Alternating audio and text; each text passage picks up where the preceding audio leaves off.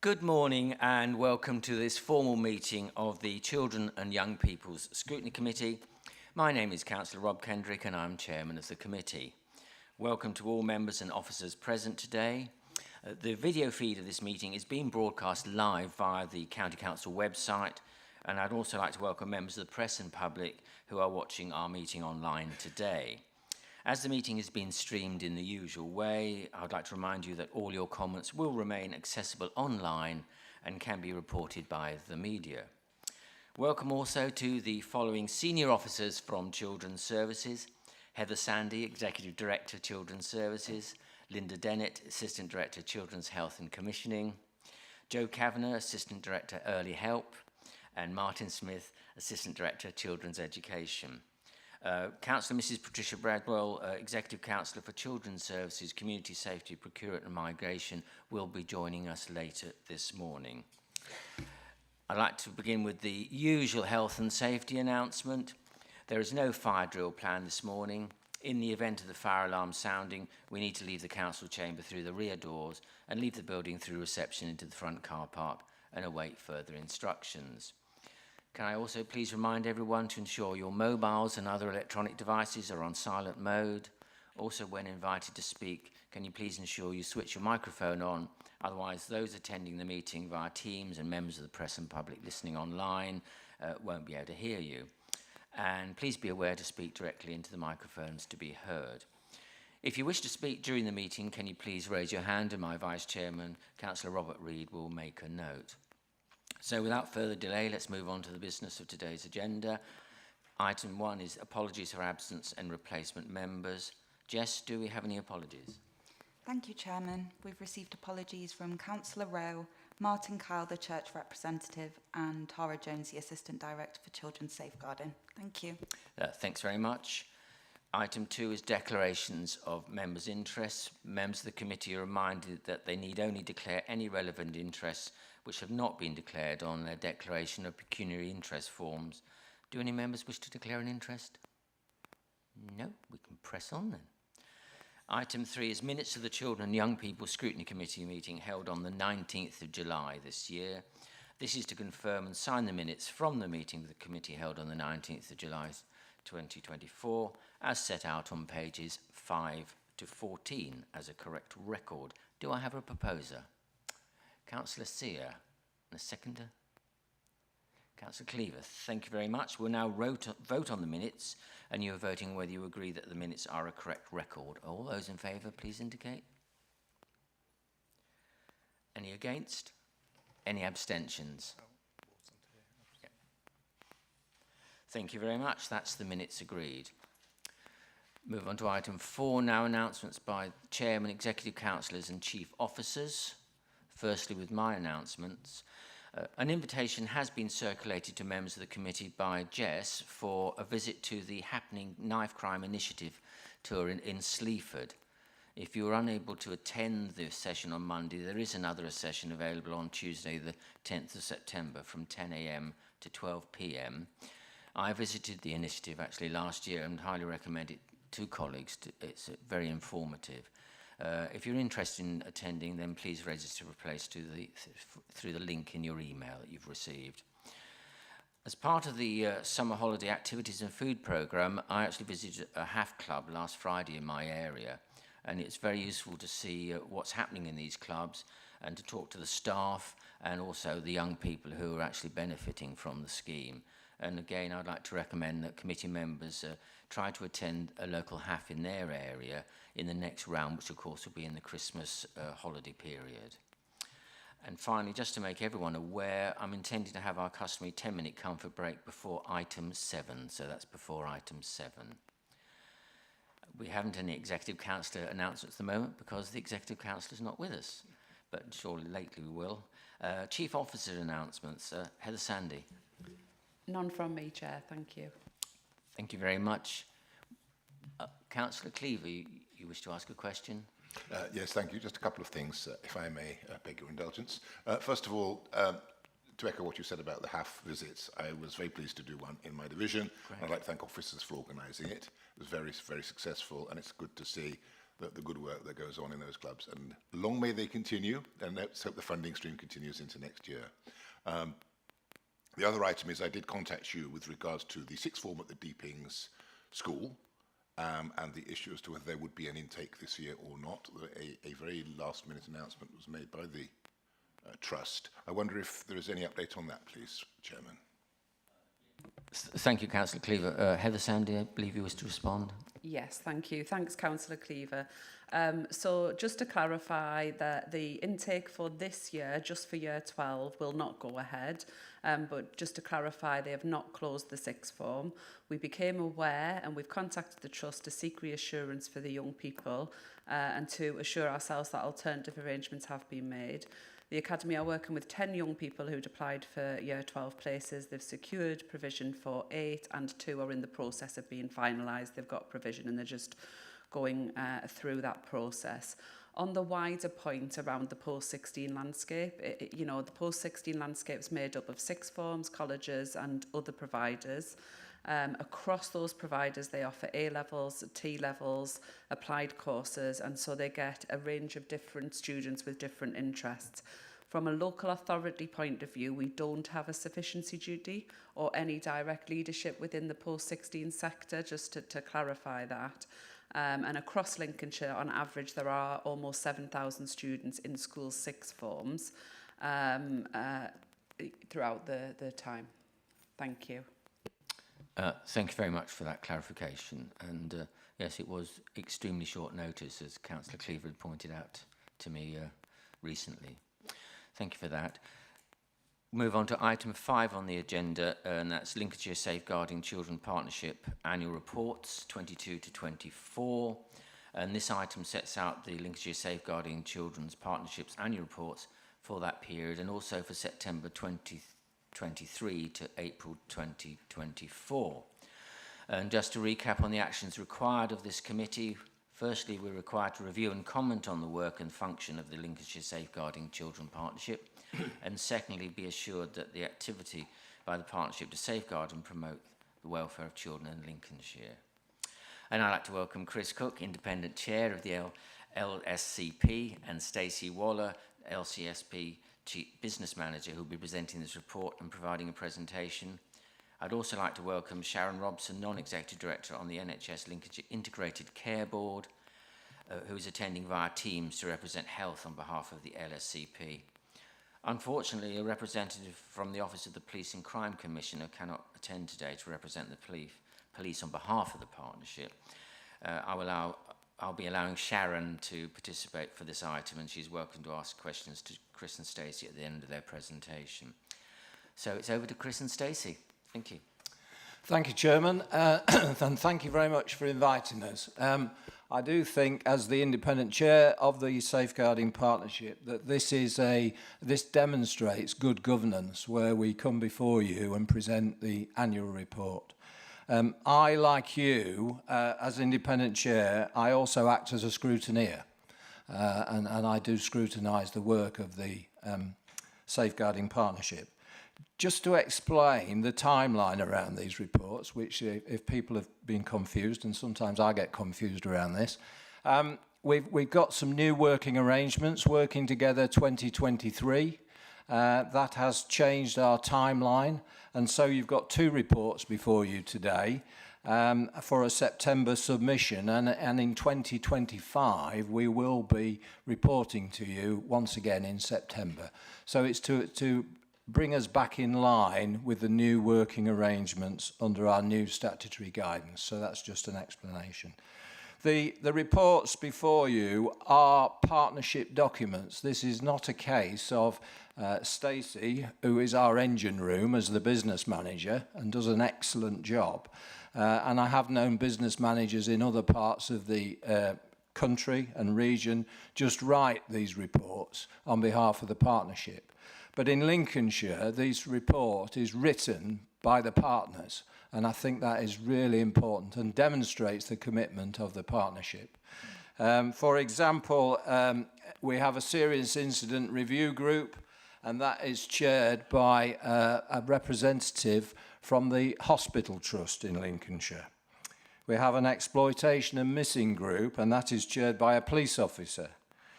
Our PPET, our policy group, is also chaired by a police officer. And we have an education subgroup, which is chaired by a director of safeguarding from an academy trust. So it does demonstrate the partnership and the effectiveness and the commitment of that partnership, which is really important because nobody can do it on their own. It needs to be done by everybody in Lincolnshire, and every agency needs to come together. These reports demonstrate the commitment of the partnership.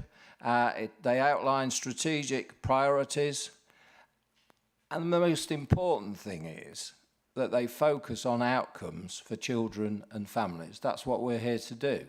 We're not here just to write a document. We're here to focus on our children and families in Lincolnshire. So that's really important. Now, at our last meeting, or your last meeting that we came before you, one of your members asked a very important question. And the question was, what impact does it have? Which is crucial to the work that we do. It's no good carrying out all this work, which costs money, of course, and resources across all the partnership. But if it doesn't have an impact, you've got to ask the question why. So we've carried out some work on impact, and I'm going to hand over to Stacey now to present that to you. Thanks, Chris. Jess, is it possible to have the slides? Thank you. Can we go to the impact on interagency with the two charts on for members? Thank you. Perfect. So, yes, so as Chris outlined, when we presented in April 2023, we were rightfully challenged around, actually, we've got a really strong offer around our training, and I think that isn't comparable across sort of other partnerships as well, so something we are proud of. But actually the member that raised it was, okay, so what difference does the training have? How are we evidencing the impact? How do we know it's making a difference to those attending it? So we are still on the journey in relation to trying to capture impact, and year on year, hopefully we will be able to bring more of that to the meetings, and we will be able to kind of present that more within our reports. So my training officer has done a lot of work in relation to this, and this is just an example of one of the measures that we are taking. So we're asking practitioners before and after they've completed the training course. Our interagency training is our core training around safeguarding. It involves e-learning modules, it involves a virtual workshop and then a full day face-to-face. And we are asking staff, this is one of the questions, around their general safeguarding knowledge before and after. And as you can see from those figures during this period, there has been that shift of knowledge, and that is increasing.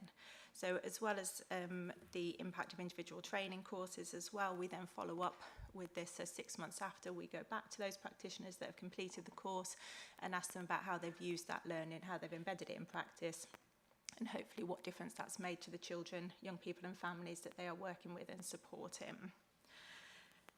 As a separate measure as well is that currently we do policy impact presentations, policy impact assessments. So we ask across the whole partnership to explore one policy that we've produced in detail, and then they report back on how that's made a difference within their own individual agency. We've now extended that to the training, so we're asking our partners to present on a specific training course and how that training has impacted within their organisation. And we get case studies around that, as well as kind of them demonstrating and providing that assurance about how they have taken that training forward. The next slide, please, Jess. Thank you. So these were just some of the feedback comments in relation to our child exploitation training that we do, and again that is a combination of e-learning and a full day's face-to-face. I'll just give you a minute to read that. Could I just ask you to explain the acronym MACE for people who may not be aware of it? Of course, Chairman. So MACE is our multi-agency child exploitation arrangement. So when we talk about MACE, that is a physical panel or virtual panel nowadays that partners attend, and that is where we have discussions around children that may be at risk of exploitation or experiencing exploitation but we're also trying to increase the disruptive nature of that, and we are focusing on locations of concern and also persons of concern as well. So those areas, those places and spaces, and those individuals that might pose a risk to our children and young people within Lincolnshire.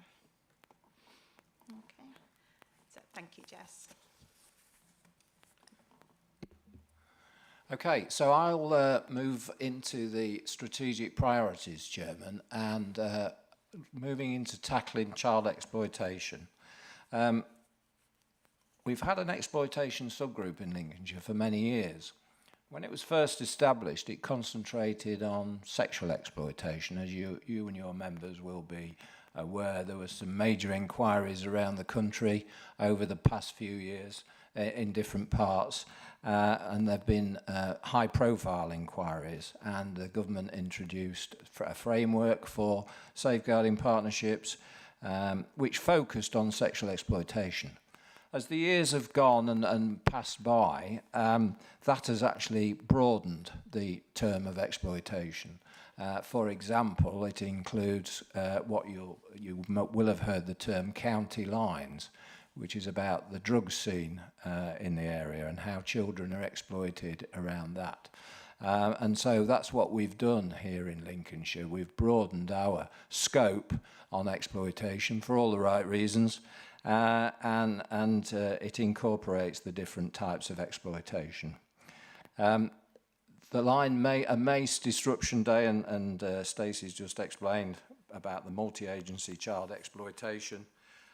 We held an event in November regarding the use of disruptive tools to actually try and break the cycle of exploitation in Lincolnshire. Multi-agency event, there were 50 attendees that came to that event. It was held at Grantham Police Station, and thanks to the Lincolnshire Police for hosting that. And we also had attendees from regional and national agencies. So it's important that we have these agencies supporting us, because they actually pick up on national and regional trends that we may not hear about. So it's important that we communicate with all the agencies. So that's a really successful event, and we will be developing that as we go forward. We've also got a major asset, I think, around exploitation, and that's an analytical capability. The partnership has funded an analyst, so we can actually, sometimes we think we know what's happening, but actually you need the evidence to establish what's happening. And by having that analytical capability, you can actually draw that evidence together and actually pinpoint certain things, which provides us scope to address the problem in certain areas. So that's a big asset to this partnership. I have worked in other partnerships in the East Midlands, and I'm not aware of other areas having analytical capability that Lincolnshire has. So I think we've got a huge asset there.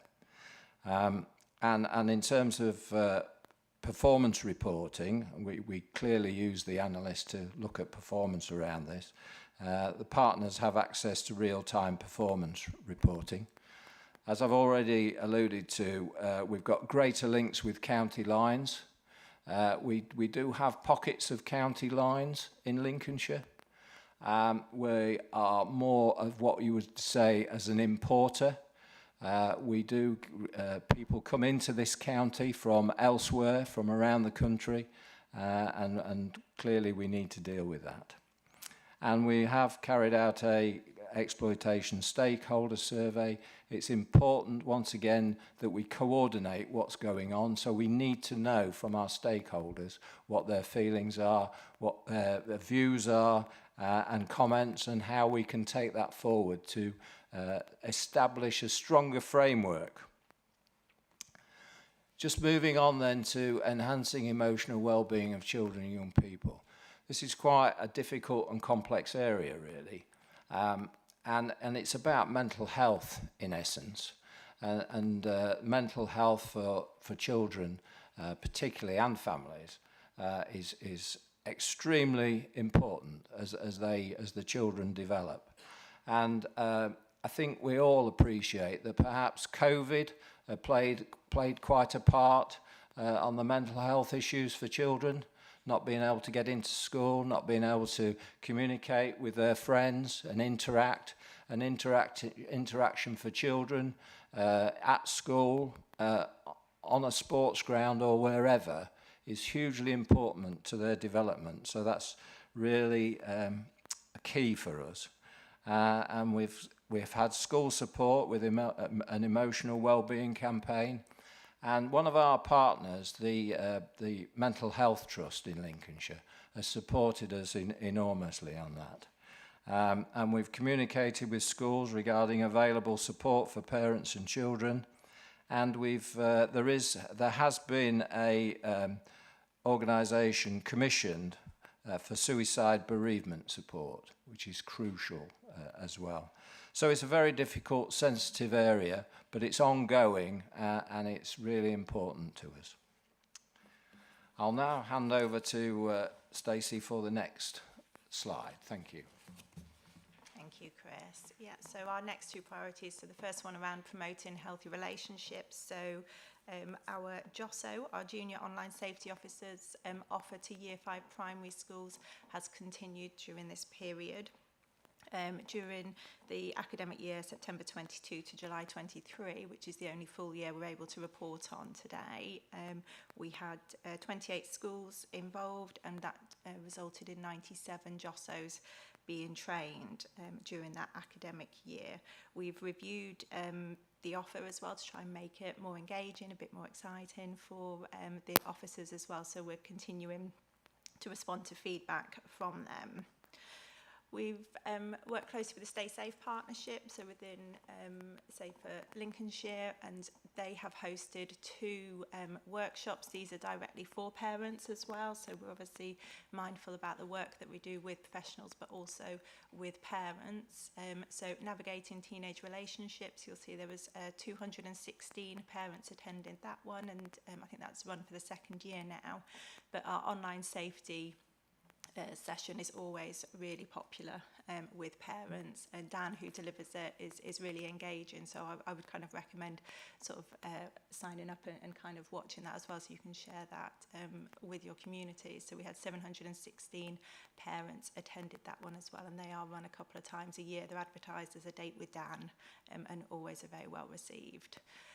When we're talking about healthy relationships, obviously there we've got teenage relationships and kind of children's relationships online, but actually we broaden the scope of that to include sort of not only peer-on-peer relationships, but relationships within our community, within our education settings, and how children kind of communicate and engage with others in the community. So we had a representation through our Education in Schools group about developing some guidance for them around when police officers do have to come into the schools. So we were able to engage with our partners and develop a piece of guidance which was well received by schools in relation to what they can and can't do and how best they can support their pupils on those occasions where the police do have to come onto the property.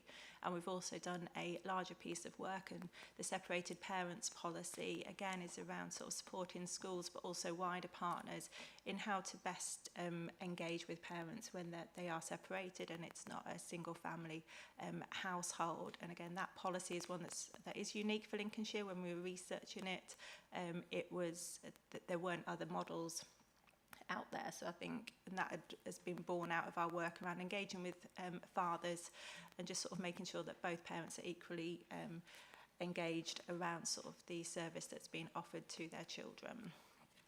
So the next one is around identifying and reducing the impact of neglect, and along with exploitation, this has been a long-standing strategic priority because of the prevalence and the impact of neglect on children locally and nationally. We've completed a lot of work, probably more so in the last 6 months, but ahead of that we did some dip sampling work on the quality of assessments and plans. So we did a bit of a stock take around actually what was it that we needed to achieve now, what were the areas of really good practice that we were seeing, and what were the areas that we could maybe work and develop to improve sort of the assessments and plans for children. We agreed that our early help assessment, which is really well established within Lincolnshire across all of our partners, was going to be the recognised tool. We did not want children and families to be over-assessed. We didn't want additional tools and assessments and that feeling of being done too. So we are looking to think to develop some resources which are well underway, and I'll be happy to report on next time around how we can really strengthen those assessments where neglect is a feature. We've also worked with colleagues in the Adults Board, and I apologise for the acronyms, Chairman. I will make note next time. So the LSAB is the Lincolnshire Safeguarding Adults Board, so our equivalent. So we've worked with them and Public Health about reviewing the joint hoarding protocol. So this is a protocol mainly for adults where there is hoarding and mental health issues, and actually how partners come in and can support that individual. And what we felt was actually we wanted to strengthen the presence of children within that protocol, so that actually the impact on them is recognised by agencies that work with adults in those environments, and also for our children's workforce as well, so recognising the impact of hoarding. Thanks, Jess. Okay, so I'll now move on to the next strategic priority, to identify and reduce the impact of sexual and physical harm. We've done a lot of work on child sexual abuse, and we've actually worked with the National Centre, and they're still working with the National Centre of Child Sexual Abuse, working very closely with them, and it's so important to us. And we did have a launch event, which was attended by a survivors group and the Centre of Expertise, who both gave excellent presentations. And we had 100 people at that event, and I thought that was a fantastic response from the partnerships in Lincolnshire, from 30 organisations. It's a very, very serious and complicated matter, and we are moving forward. I steer the child sexual abuse, I chair the child sexual abuse steering group for Lincolnshire, and we're moving forward on that, providing frontline practitioners with confidence through training and experience of dealing with this difficult area of work. We've got a child sexual abuse strategy agreed, and it's launched, and once again we're using our analysts to actually look at the data, because that's the important thing. It provides the evidence. Also, following a very sad and tragic event in Lincolnshire, we've developed with DEFRA, a dog safety campaign, and safeguarding in the presence of dogs. You will have picked up from the national media from time to time, sadly children die as a result of attacks from dogs. And we had one such case in Lincolnshire, so we've established this campaign to try and prevent such horrible incidents.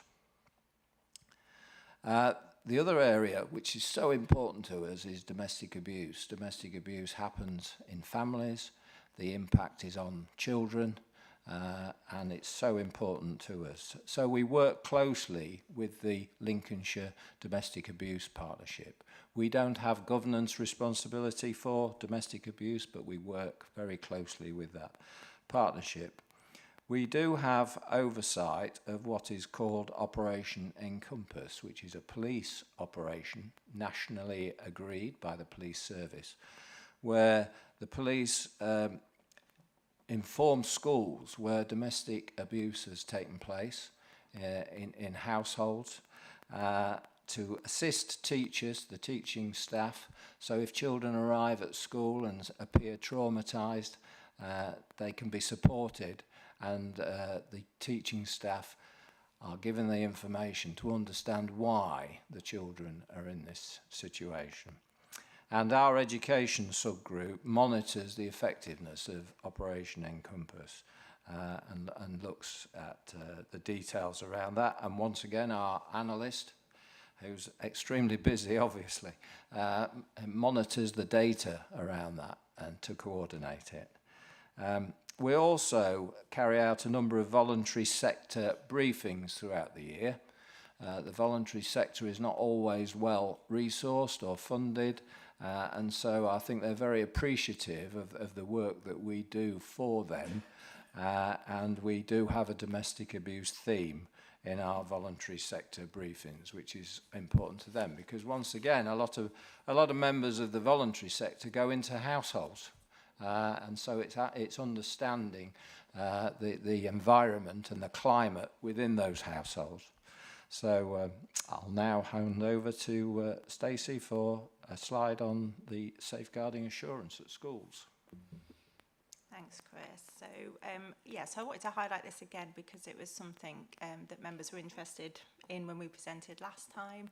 I think when we came previously, we said that we were going to put some changes in place to try and streamline the process and make it more accessible to schools to try and increase the number of returns that we got from them. I think the caveat to that is this is a voluntary ask of schools, so I think it is really positive in relation to seeing those figures and the progress that we are making, and fingers crossed we continue to make with that. One of the key reasons I wanted to bring it is kind of an update is in relation to that last bullet point. So when we came last time, I think there are only 5 maintained nursery schools within Lincolnshire, and that is one of the groups that we reported on, and actually we had 100% returns from those nurseries at that time, and one member of the committee did challenge and say why only 5 and why isn't this available to the wider early years sector. So I'm happy to report that we've worked with Nikki's team, and this year we have launched and extended it to all early years providers as well. So we're hoping that take up, I think it will take time. I'm not expecting to have sort of huge numbers to start with, but I think that actually it's a really positive mood for the partnership and for the sector as well. So hopefully, again, sort of year on year, we'll be able to report on the assurance provided by the early years sector as well. And that assurance is around that they've got appropriately trained staff in safeguarding, that they have got their safeguarding policies in place, that they kind of know how to escalate sort of those issues. So it's the broader kind of expectations that you'd have of a provider, and them saying, yes, we are compliant with that. So that will be included in the annual report next year, and hopefully we'll be able to make some progress in response to the challenge that was raised at the meeting previously. So thank you for that. And finally, over to Chris. Thank you. I mean, just going back on that, I think that's an excellent improvement on the percentage, and you know, quite rightly so. One of your members challenged the percentage response, and as a result of the work carried out, and particularly by Stacey, the improvement is excellent. So I think that's really good. Final slide. It's looking forward. We must never be complacent in safeguarding children in Lincolnshire. We need to look towards developing it onwards and upwards, no doubt about that. So we're looking at launching some neglect resources and our tools for our frontline staff to have a greater understanding of neglect and where they can identify it to support families and children and protect children from neglect. Very complex area, but it's important. We're going to carry out multi-agency audit on child sexual abuse and neglect, and this very week we've agreed some draft terms of reference for the child sexual abuse audit, and that will be going to our management structure for sign-off in the next few weeks.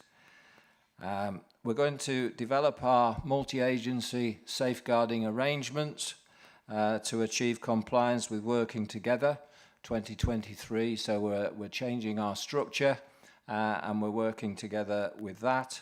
I also chair the steering group for that. And we need to review our strategic priorities from 2025 and examine what we're doing now. Do we need to look at other areas? And so that's what we'll do. We do report to a national panel of experts regarding our serious cases, and we have, over the last few months, been linking into them on one of our cases and found them very supportive, and it's been a very useful communication between us both. And so we will be engaging with that panel around their thematic reviews. And we're going to create a trauma training pathway. There will be an e-learning side to that and a face-to-face. Once again, to give the frontline practitioners the confidence to deal with difficult matters. It's so important, the work that we do. We're not just about committees and paperwork. We're about assisting people on the front line in all the agencies so they can protect the children. So that completes our presentation, Chairman, so thank you for that. Thanks very much, Chris and Stacey. I think of all the issues that come before this committee, there can be nothing more important than safeguarding children. And I think if there's anything members can do, for example, I was thinking as you were giving the presentation about online safety, there's perhaps anything members could do, not just in this committee, but across the council, to promote awareness of information that's available on online safety. I think that would be useful. I think that we'd all like to make sure that our communities are aware of how they can access guidance on online safety for children. Perhaps that's something you might like to take away and come back to us on. So we now move to questions and comments from members of the committee and Sharon as well to speak on the item, if she so wishes. Councillor Reid, do we have any speakers? Councillor Tom Smith. Tom Smith, and followed by Councillor Matthews. Tom. Thank you, Chairman. It's a shame the representative of police isn't able to make it, because whilst this may not be entirely to be answered today, I think it's worth noting.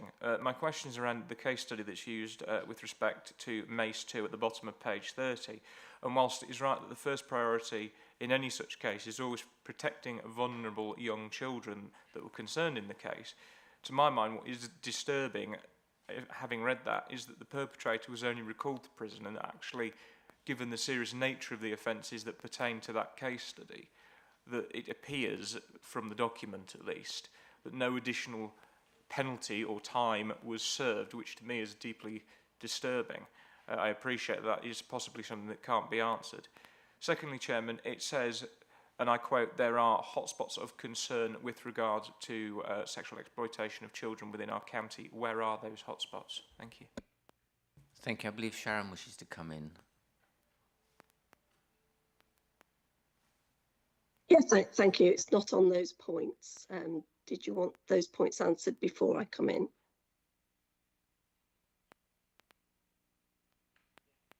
Yeah. Thank you, Chairman. Thank you, Councillor.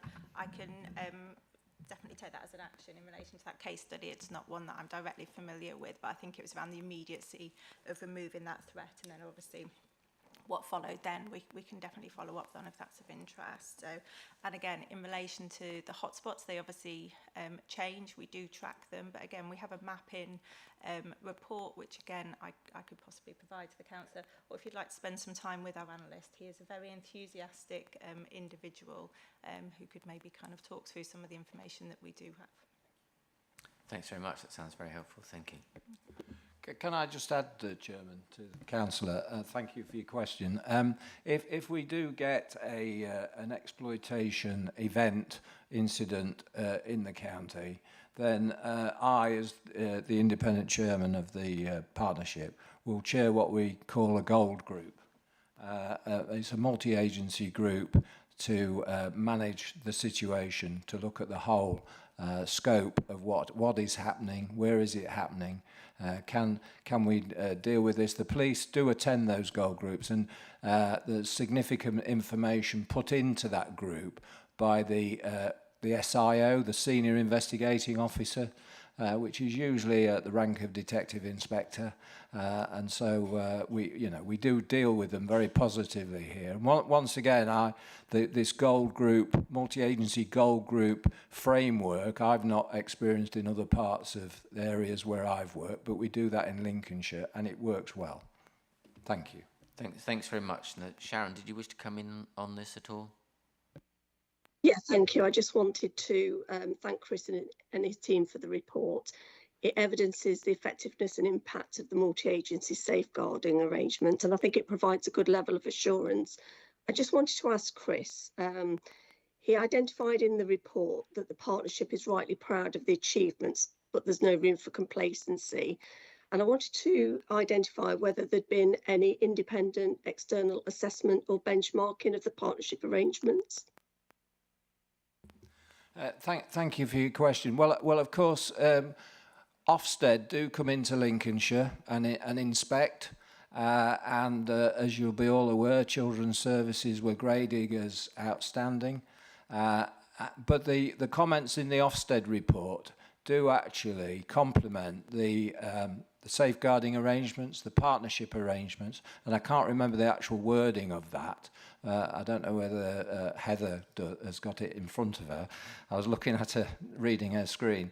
But there was a really good report from Ofsted about partnership working in Lincolnshire, and I think that's good because we've got this external regulator, national regulator, making comments about how the partners work in Lincolnshire.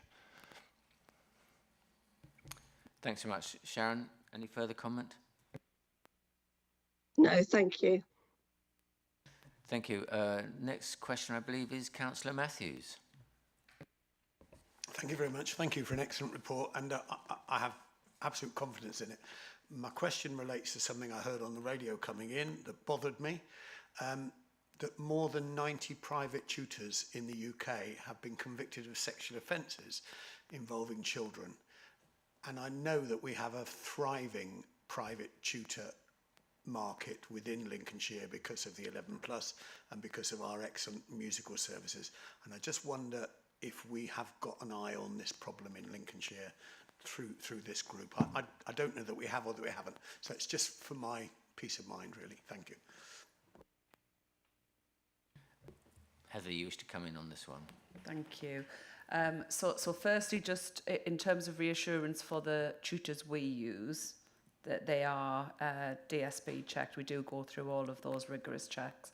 I think in terms of the tutors that parents choose to use, I think what we would be able to do is to look at an awareness raising campaign once we let the details of that come through, but that isn't something that we've currently been focused on, so we can take that away.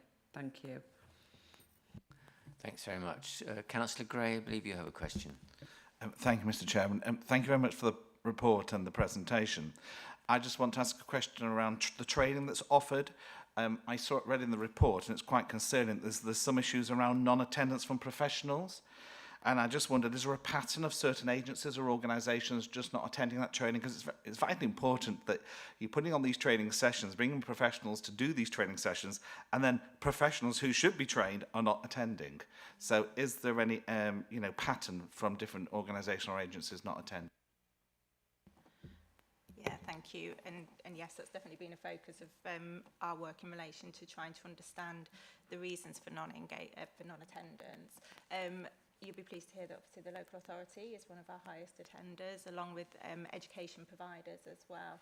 I think where there are challenges, it comes from where individual organisations have their own training offer, and which is mandatory, which includes some of the overlap with our partnership training. What we try to offer is that multi-agency richness, because we know that when we get professionals from different organisations within the same room, they build those relationships, they learn from each other, and we feel that that is missing. So we do report up to our operational group and our strategic group around those attendances, and Chris does a really good job in relation to directly challenging those individual agencies where we're not getting the attendance that we would like to see. So I think it's definitely on the radar, and we continue to engage with partners to try and increase attendance. Thank you. Heather, you wish to make a comment? Yes, thank you, Chair. It's just the wording from Ofsted in terms of Sharon's question around independent validation. So it's what the Ofsted report found was that partnership working was one of Lincolnshire's strengths, which has stimulated creative and innovative practices to support the work with vulnerable children and their families. Strong partnerships at the strategic senior level are mirrored by strong and effective operational multi-agency working. Workers at every level demonstrate constructive working and problem-solving approaches to support children to thrive. And I think that's just a really good reflection of kind of what you see strategically in these documents flowing through to the front line of practice across multiple agencies. Thanks very much for that. Councillor Whittington. Thanks, Mr. Chairman. Two questions, not related, but read in the paper yesterday, sad case of a 12-year-old boy who had committed suicide because he was being bullied at school, online bullying. And obviously, this may, when I ask the question, you may say, well, this is probably as working with children's mental health services. But what's the role of safeguarding around that? Because obviously there must be a massive safeguarding concern if a child does feel, if a child commits suicide, what can we do to raise awareness? I mean, we've currently got the Online Safety Act, safety bill going through Parliament. I'm just wondering, what can we do around that from a safeguarding perspective in Lincolnshire? That'll be my first question. The second question concerns a divisional issue. In the village of Woolsthorpe by Beaver, which is in my patch, we've now got, I think, we've definitely got 3 small children's homes, private children's homes in Woolsthorpe. There's plans for a 4th. The majority of these young people who are being placed there aren't from, I don't think, aren't from Lincolnshire. They're being placed in from other authorities. No, I'm again, I have a real issue around that, and I have raised it before around safeguarding there, because I am picking up reports from residents of some challenging behaviours that have been going on around the village, and I'm just kind of wondering what we can do from a safeguarding perspective around these small, and I think it's related to the question that's been asked earlier about independent tutors. What can we actually do with these, just to ensure that the children in there are safe and are being safeguarded? Thank you. Heather, did you wish to come in first? Yeah, if I start, and then I'm sure Stacey will want to add. So, it was a really tragic incident, the death of the 12-year-old boy. Yeah, really, really sad. And our thoughts are obviously with the family and the school and the community, because we know it hits really hard.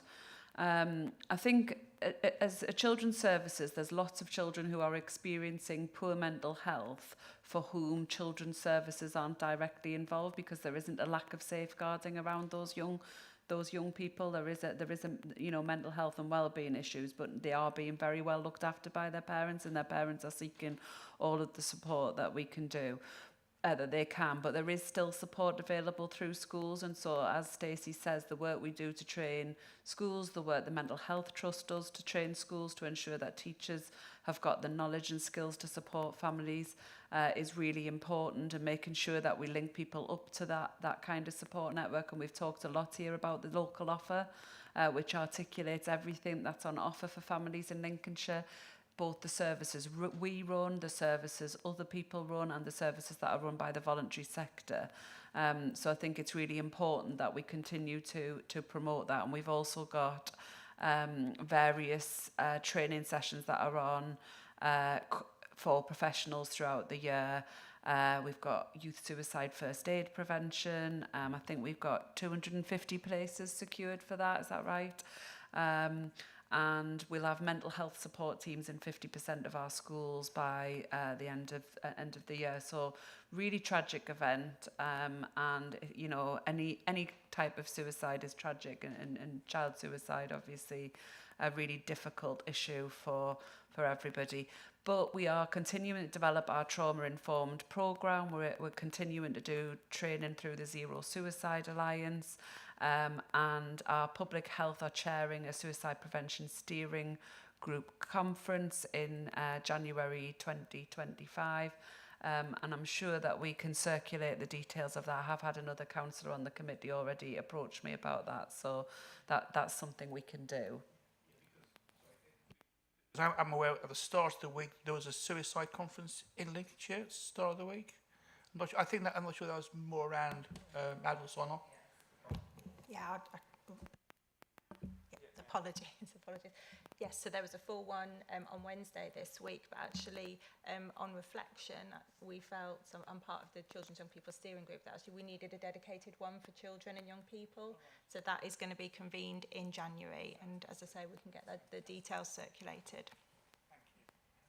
And then in terms of the private children's homes, I think, again, what I would kind of, in the way of reassurance as far as I can reassure. So they're inspected by Ofsted, so they will have all of the checks done, you know, and if they haven't got all of the checks done, Ofsted will intervene, as Ofsted do, quite appropriately. So the regulator regulates the provision in those homes. We don't have any right of regulation in children's homes that are not our homes. So that is not something that we would be involved in. What we do know is that those children go to our schools. So they're Lincolnshire school children, whilst they're not Lincolnshire children in care. And all of that offer I've just talked about within our schools, they'll be receiving from within their schools. And I think I would say if residents have concerns about a children's home, any children's home, they can knock on the door and ask to speak to the manager of the home if they feel comfortable doing so and share their concerns. And with our own homes, we often find we have really good relationships with residents because they do understand that sometimes the young people in there are in trauma and their behaviour can at times present as challenging. So we always try really hard to have good relationships with our neighbours, and we have some fantastic arrangements in place where neighbours are actively, you know, involved. But in terms of, you know, if their concerns are significant, they should be contacting Ofsted about that. They should be making those known, because that's the way in which they can do something.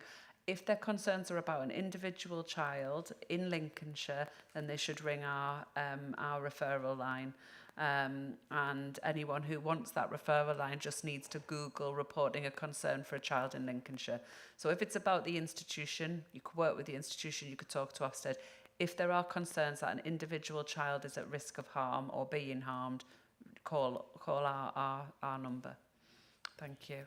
Thanks, Heather. Thanks there. As I say, nothing specific reported to me, just a few people. Well, when I attended the parish council meeting, a few members of the public, but nothing specific. But thank you for that, because it helps me now to be able to advise residents. And actually, it might be a good idea if the homes are able to kind of do a little bit of work with the local community as well.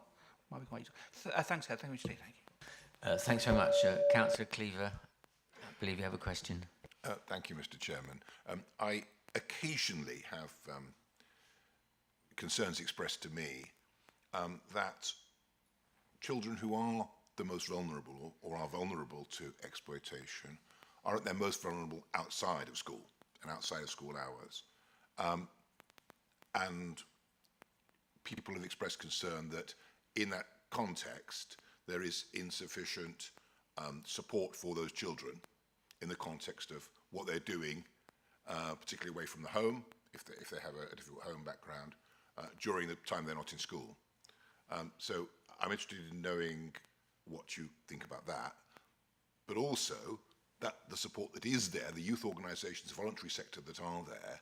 Could you tell me, because I genuinely don't know, what the arrangements are for auditing that their safeguarding is up to standard and that they are having DBS checks done for their staff that come into contact with children, be they the air cadets, be they the guides, the scouts, church groups, whoever, anybody that comes into contact with children outside school, what body actually audits that they are meeting the standards that are required of them? Thank you. Thank you for your question. I'll answer the first part of the question, and I'll hand over to Stacey to talk about the voluntary sector, because I think that's really important, as I've alluded to already. I mean, you're quite right, and children go missing in their own homes. When I was at school, you were bullied at school, but you weren't bullied outside of school. But today, and we've already alluded to it in this meeting around online, so children can go to their bedrooms for the evening and get online and can be exploited. And that's why we do have close liaison with the Community Safety Partnership in Lincolnshire that looks at online safety as well as we do. And it's so important that we actually get those messages out to our children, to parents, and we go into a lot of schools, training, the online message. Stacey will tell you it's a bit of a bee in my bonnet actually online, because it's hidden, and that is what is so disturbing. So I've already said there's no room for complacency. We do a lot of work around online safety, but there's still more to do. There's no doubt about it. And I'll hand over to Stacey now for the voluntary sector. Thank you. So in relation to the voluntary sector, it's an area that we are continuing to try and engage more with, and we do try and have regular meetings with the FA. I think we've joined with sort of Active Lincolnshire, who are really around that grassroots, which I think are the organisations that you're referring to. So there are bodies already in place that will sort of scrutinise and provide their safeguarding training, provide their safeguarding policies, but we are having conversations with some groups as well about how we can work more closely with them. And within the Working Together 2023, there's an expectation that we reach out and try and engage with them more. Again, it is voluntary on their part about how they do want to engage with us, but we've had conversations. They've got access to all of our training, so we can track sort of the take-up of the training. We've shared some of our audit tools as well, so if they want to kind of introduce that within their organisations, they're able to. We offer the voluntary sector briefings as well, which we get good attendance at from across the sector. But I think, as Chris has always said, there's always room to kind of push and do more. And I think now the expectation is that we do sort of do more with Working Together. Then it's definitely, we are sort of trying to make those contacts and kind of build those bridges, but it's very much comes down to those relationships, as with kind of all of our work really, between organisations and how we can get them around the table and get them talking to us. But there's no sort of statutory responsibility that we audit their work. So there's no statutory responsibility that we audit their work, but it is about sort of building those relationships and strengthening our offer so they're able to do that and engage with us when they want to. So thanks very much. I'm conscious of time, but I believe Dr. Van der Zee has a question, so we'll make that the last question for this session. Thank you. Thank you very much. The report is really astounding. It's very wide in its coverage of safeguarding issues. And it's very impressive, the kind of work that you do. I was wondering, you provide a lot of training, and we have seen that schools are taking up that training. I was wondering how much you are in touch with the homeschooling community as well, whether you have an idea whether any training is taken up by that community. That'd be interesting to know. Thank you. The homeschooling community isn't, the training potentially is available. I think I would say it's maybe not an area that we've particularly targeted. However, I know that the Stay Safe Partnership, who go into schools and deliver work directly with children on their days, have recently started to try and engage with those children that are electively home educated, so that they're not missing out on those key lessons like we've talked about today around online safety, around sort of trying to sort of antisocial behaviour, sort of some of those areas which all children in Lincolnshire have access through the Stay Safe Partnership. So they are trying to reach out to that electively home educated group. Our training is predominantly for professionals. The electively home educated parents are able to access the Date with Dan, so whether he's talking about online safety and navigating teenage parents, but it's not a group that we've particularly targeted with our training, because it is more professionals rather than parents, if that makes sense. So you don't have any figures of uptake by the homeschooling community, because it's not a group that you basically know whether they are taking it up. Yeah, no, yeah. Unless they take it up in a professional capacity. Right. So if you've got a social worker that is electively home educating, I can double check, but I don't think we'll have that. But I will double check for you. Thank you. I think the government are looking at strengthening regulation around the home educated children. I don't know whether Heather has got any more information on that, perhaps not, but from my perspective, I think it needs strengthening the home education sector. Thank you. So I think there are developments nationally around elective home education and registers and whether families should be required to inform local authorities if they're electively home educated, and there should be a formal record of it. So just again, in terms of some reassurance, so we have an elective home education team, So they also offer support and guidance and can signpost to that. Whether parents take it up or not is a choice. And so, we don't have a register of all of the elective home educated children when we're not currently able to do that. So the government doesn't require families to tell us. So we know if they leave a school to electively home educate, and we know if they tell us that they're home educating. But if they home educate from birth, and don't tell us that they're home educated, and they're not required to do so. But once we do know, they are required to assure us around the quality of education.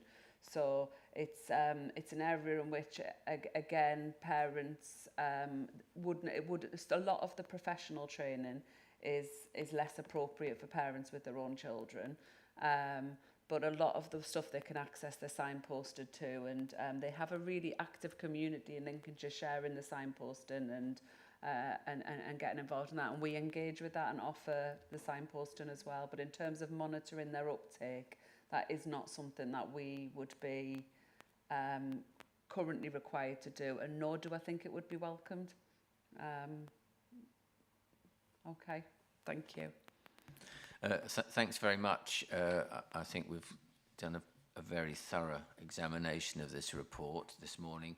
So I'd like to move to a proposal. I propose that the committee has reviewed the 2 annual reports and has been assured of the activity of the partnership to safeguard and promote the welfare of children in Lincolnshire, and that we receive a further annual update in September 2025.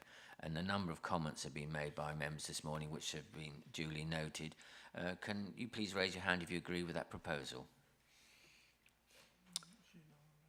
Thank you. That is agreed.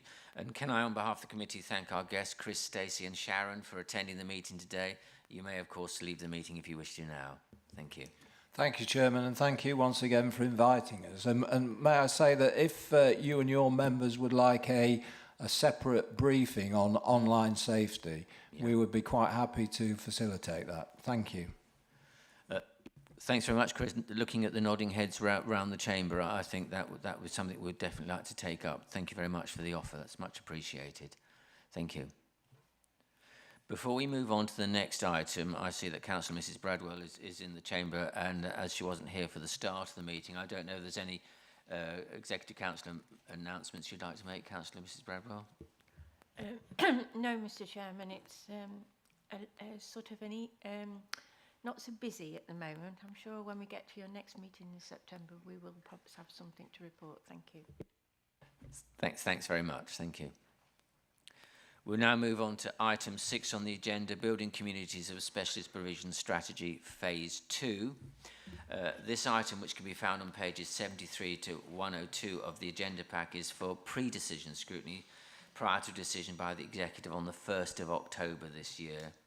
And to recap on the actions required of us, the actions required of the committee are to firstly consider the attached report and to determine whether the committee supports the recommendations to the Executive as set out in the report, and secondly to agree any additional comments to be passed to the Executive in relation to this item. The 2 recommendations to the Executive are set out on page 77 of your agenda pack, and I'd like to invite Eileen McMorrow, Programme Manager for SEND and Inclusion, to present this report. We also have Kate Capel, Head of Service for Inclusion in attendance, to answer any questions. So over to you, Eileen. Thank you very much, Mr Chair, and thank you very much to all the members for the opportunity to present these proposals for the next phase of development to enhance educational provision for children and young people with special educational needs and disabilities. I'd like to take this opportunity to present an overview of the proposals within the report with my colleague Kate Capel, and we'd obviously then be happy to explore the issues in further detail with yourselves. Before I begin, I must firstly draw your attention to the summary section on page 75 and 76 of the agenda pack. There are a couple of incorrect figures which do not correlate with the main body of the report, which I'm sure you've probably all picked up on. So on behalf of the team, I'd like to apologise for those. I'm sure you can imagine this paper has had many iterations, and therefore this was one section that wasn't amended. So the first point I wish to draw your attention is the bullet point at the bottom of page 75. This should read 7.251 million instead of 8.5 million for council contribution. And then the 4th bullet point of that section should say that the projected cost for alternative provision and mainstream send hubs combined is 7.249 million, of which 6 million is from the DFE High Needs Capital Allocation and 1.249 from earmarked council capital, and that should then make it correlate with Appendix A fully. Obviously, these figures have been updated in the report that will be submitted for executive on the 1st of October. Members of the committee will be very familiar with the Building Communities of Specialist Provision strategy, which the Council has been implementing since 2019. £101 million investment into the Council's special schools to expand and enhance provision so that children and young people with special education needs and disabilities can access their appropriate specialist provision as close to home as possible. This phase of the strategy is close to completion and has expanded the special school estate by over 520 places and significantly improved the facilities within our special schools so they can meet a much wider range of needs. However, the implementation of the capital programme has coincided with a period of extensive growth and demand within the SEND sector, both locally and nationally. Last year, numbers of education, health and care plan needs assessments increased by 9%, in Lincolnshire nationally over 12%. This year's increase is forecast to be over 12%, and the Council's use of independent non-maintained SEND provision has shown an increase of 41% since 2020-21 and 6% since the start of this financial year. Without the additional 520 places created by the Building Communities of Specialist Provision strategy, phased in over the last few years, the Council's reliance on costly independent provision would be significantly greater. In addition, Lincolnshire has seen a significant rise in the number of permanent exclusions being issued by mainstream schools, with numbers more than double pre-COVID figures. This has placed an unsustainable pressure on the availability of alternative provision placements in Lincolnshire in order for the Council to provide 6-day education provision as per its statutory duty. In addition to the work that continues to take place to support educational settings with the resources, knowledge and skills to meet the needs of children and young people with SEND, it is therefore necessary to also consider a further phase of capital investment which addresses both the immediate sufficiency issues alongside the systemic change required across the sector if the Council are continue to meet the need of educational needs of children and young people with SEND. Phase 2 of the Building Communities Specialist Provision proposes to further enhance this educational offer by focusing its future capital investment across the spectrum of the education system, enhancing mainstream provision to enable these settings to meet the needs, better meet the needs of children and young people with SEND who are best educated in the mainstream sector, and to continue to expand the specialist sector in areas of greatest need. The paper proposes a new SEMH school for 154 pupils aged 5 to 16, an 8-classroom expansion to a Grantham special school, providing an additional 96 places, up to 20 mainstream SEND hubs, providing 200 places for children and young people with education, health and care plans, and at least 3 alternative provisions commissioned by the local authority, providing additional places enabling us to meet our statutory responsibilities, and some further minor works due to re-evaluation of existing settings to create a further 6 classrooms. If I start with the SEMH Free School, we've been successful in our application to central government, to the DFE, for a new free school as part of their Wave 4 DFE allocation. This effectively means that the DFE will be responsible for the construction costs of this building, and the local authority have a responsibility for providing the site and addressing any abnormal costs which may be associated. Our bid was for a 154 place all through social, emotional, mental health school for children and young people with these specific needs, and this was dictated by local demand data. The Council's identified a suitable site in Sleaford as part of the Secure Children's Home development, though this remains subject to Secretary of State approval. Work is ongoing with the DFE to progress this development, including the identification of a suitable trust to be able to run this school.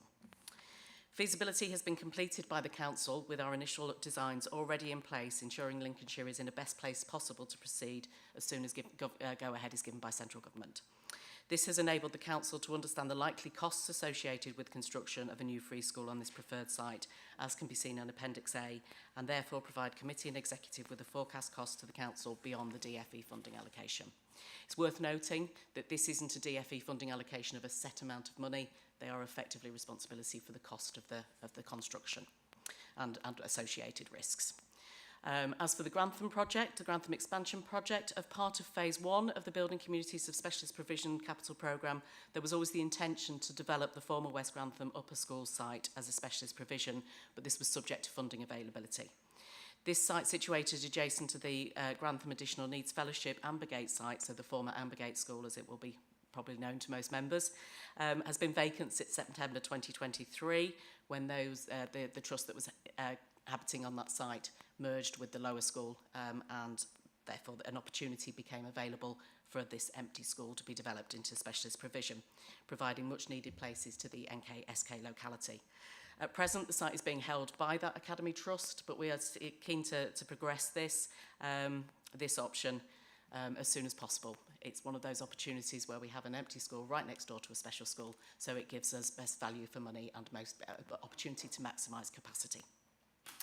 A full options appraisal and feasibility report explored all the options for development and how we could progress with this in terms of value for money and maximising capacity, and concluded that a full remodel as an expansion of the special school next door would be the best approach, because what that will enable us to do is to utilise all spaces as classrooms without then having to duplicate and replicate additional teaching spaces or non-teaching spaces. I'll hand over to my colleague Kate to take you through the proposals for the mainstream SEND hubs and the alternative provision settings. Thank you, Eileen. So as Eileen has said, the third component of this strategy is to enhance the offer available to children and young people with those additional needs in mainstream settings, to ensure that those pupils, where they're possible, can continue their education in a mainstream school and across the broader curriculum and opportunities that this sector offers. The Council believes that mainstream schools can offer many students with SEND the opportunity to remain at their local mainstream school through their enhanced support and resources that enables the setting to continue meeting those needs. Some schools are already providing their own versions of these provisions within Lincolnshire, but we feel it's important to have a consistent and equitable offer of support and provision for Lincolnshire pupils, which is council-led and part of our SEND strategy and placement process. The Council is also looking to develop additional capacity around our alternative provision, education to meet an increasing need across the county.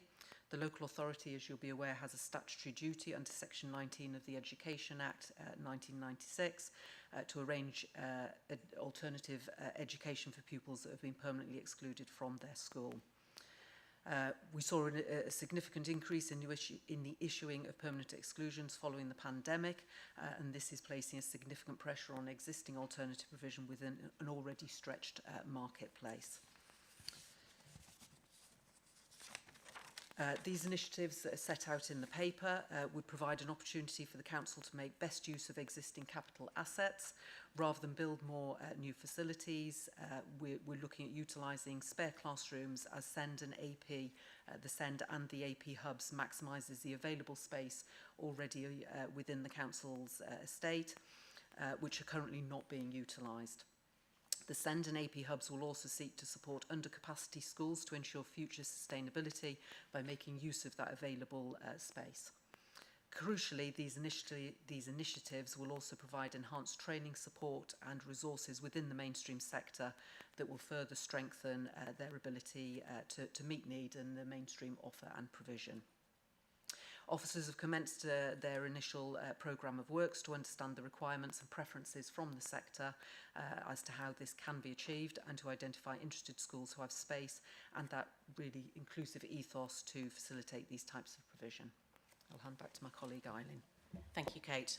So in terms of the funding breakdown, obviously you'll see both on table 1 in the report on page 77, but also on the Appendix A for the financial summary. So where is the funding coming from for this?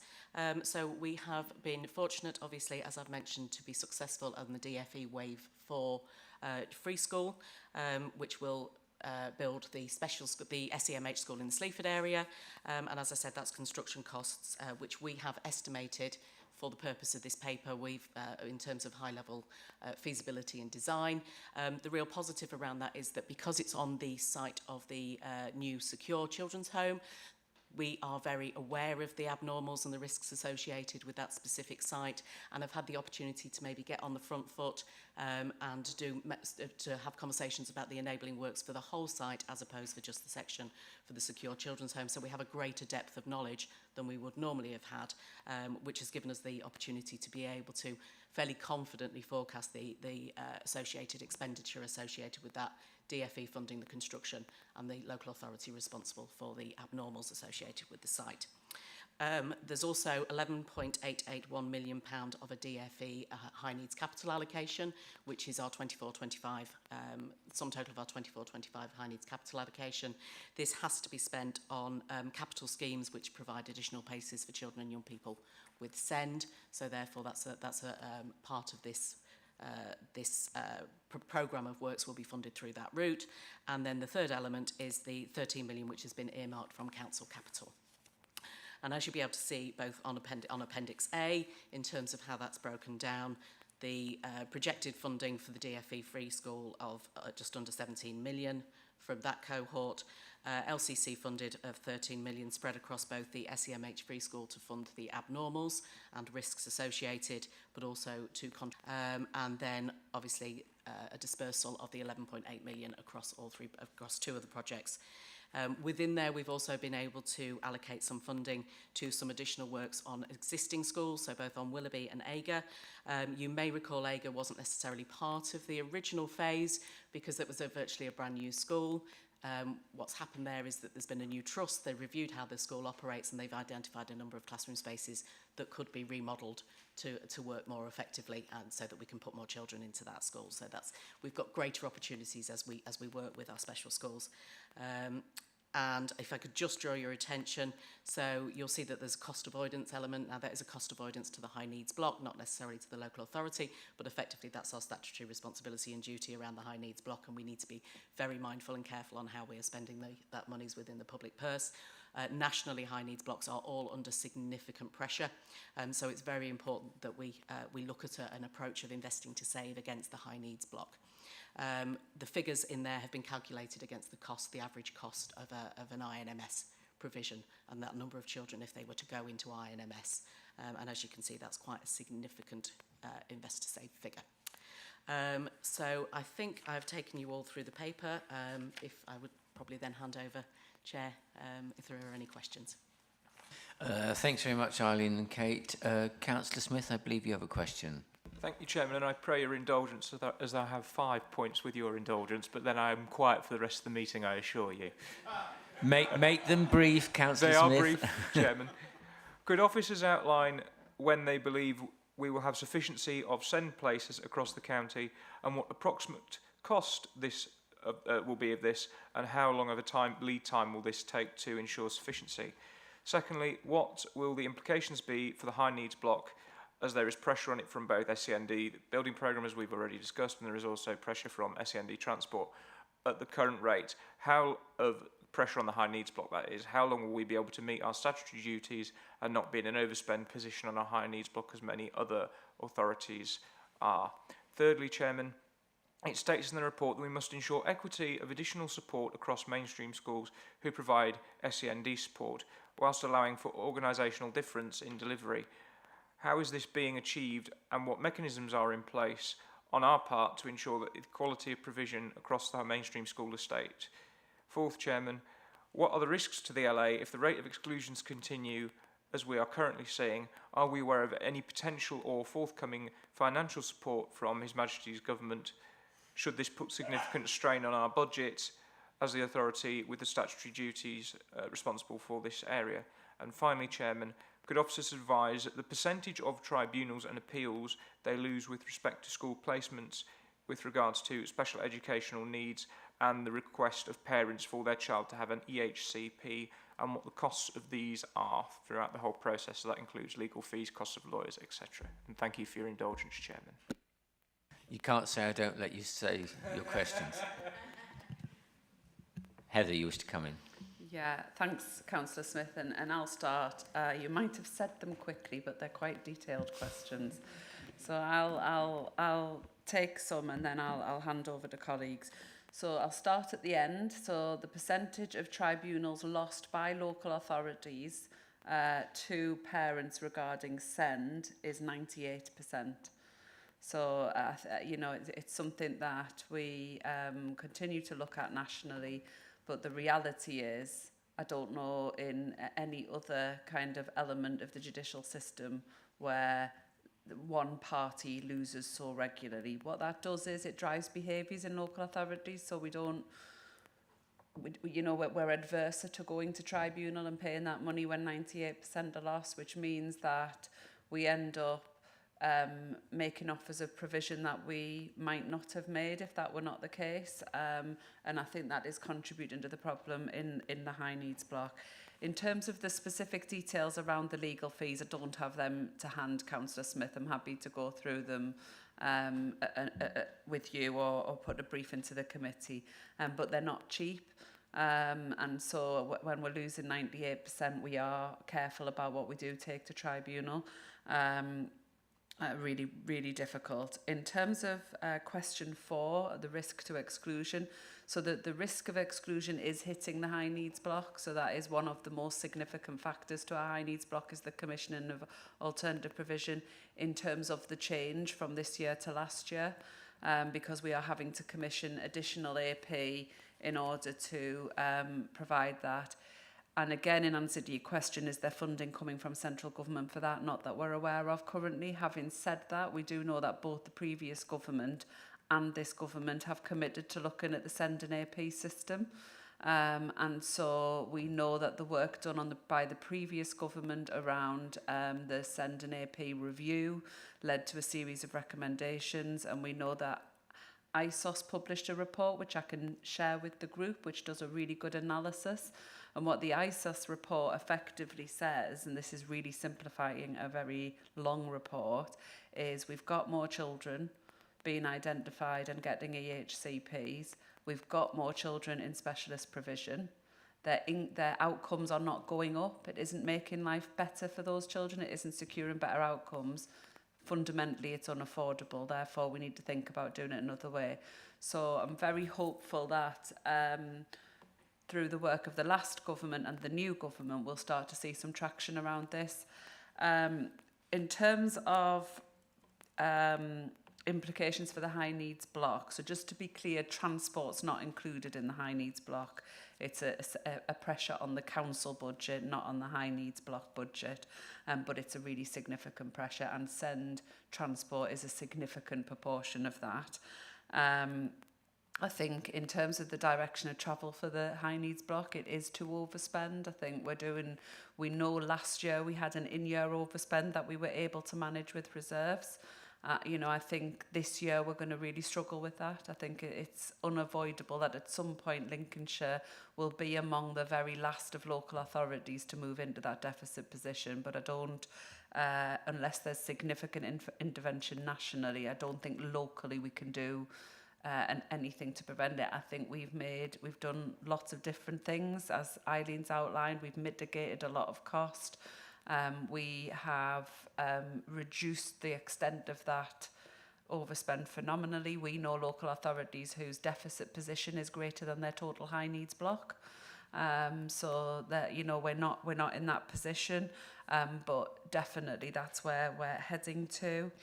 And in terms of when will we have sufficient SEND places and how much will it cost, I think that's a really difficult question to answer. I think it depends on the trajectory we take. So if demand continues at the rate it's at currently, and bearing in mind we have significant demand above national for assessment for EHCPs, we're not above national for giving EHCPs. We're broadly in line, but basically I think we'll be in a position where we'll be building forever to meet that demand.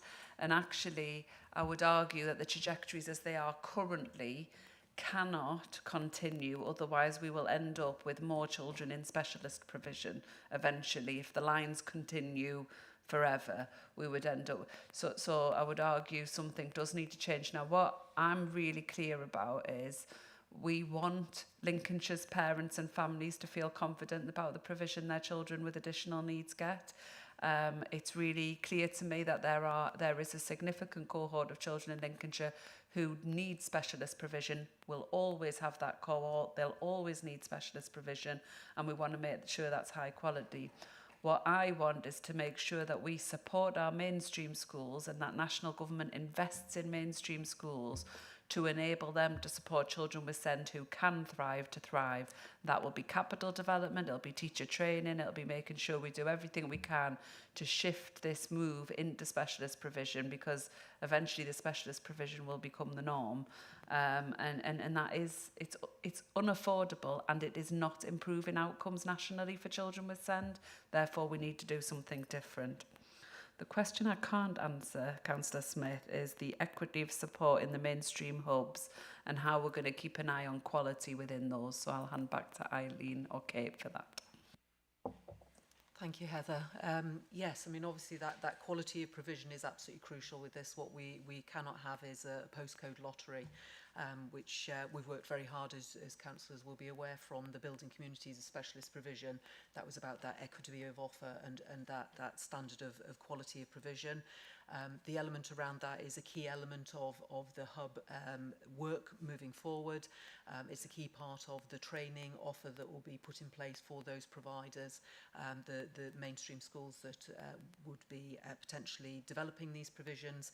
But I think what's really crucial is it isn't a one-off offer to set these up. The council is very focused on this being an ongoing element of support around the quality assurance of the provisions to make sure we maintain that really high standard of provision, which is absolutely crucial for our children and young people. Thank you very much. I'm not sure whether that's a record for you, Councillor Smith. 5 in one go.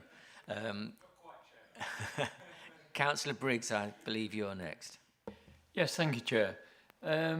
On page 76, it says that there's been a significant rise in the number of permanent exclusions being issued by schools, with numbers more than double pre-COVID figures.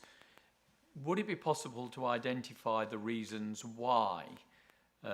Because if we could identify why, prevention is better than cure.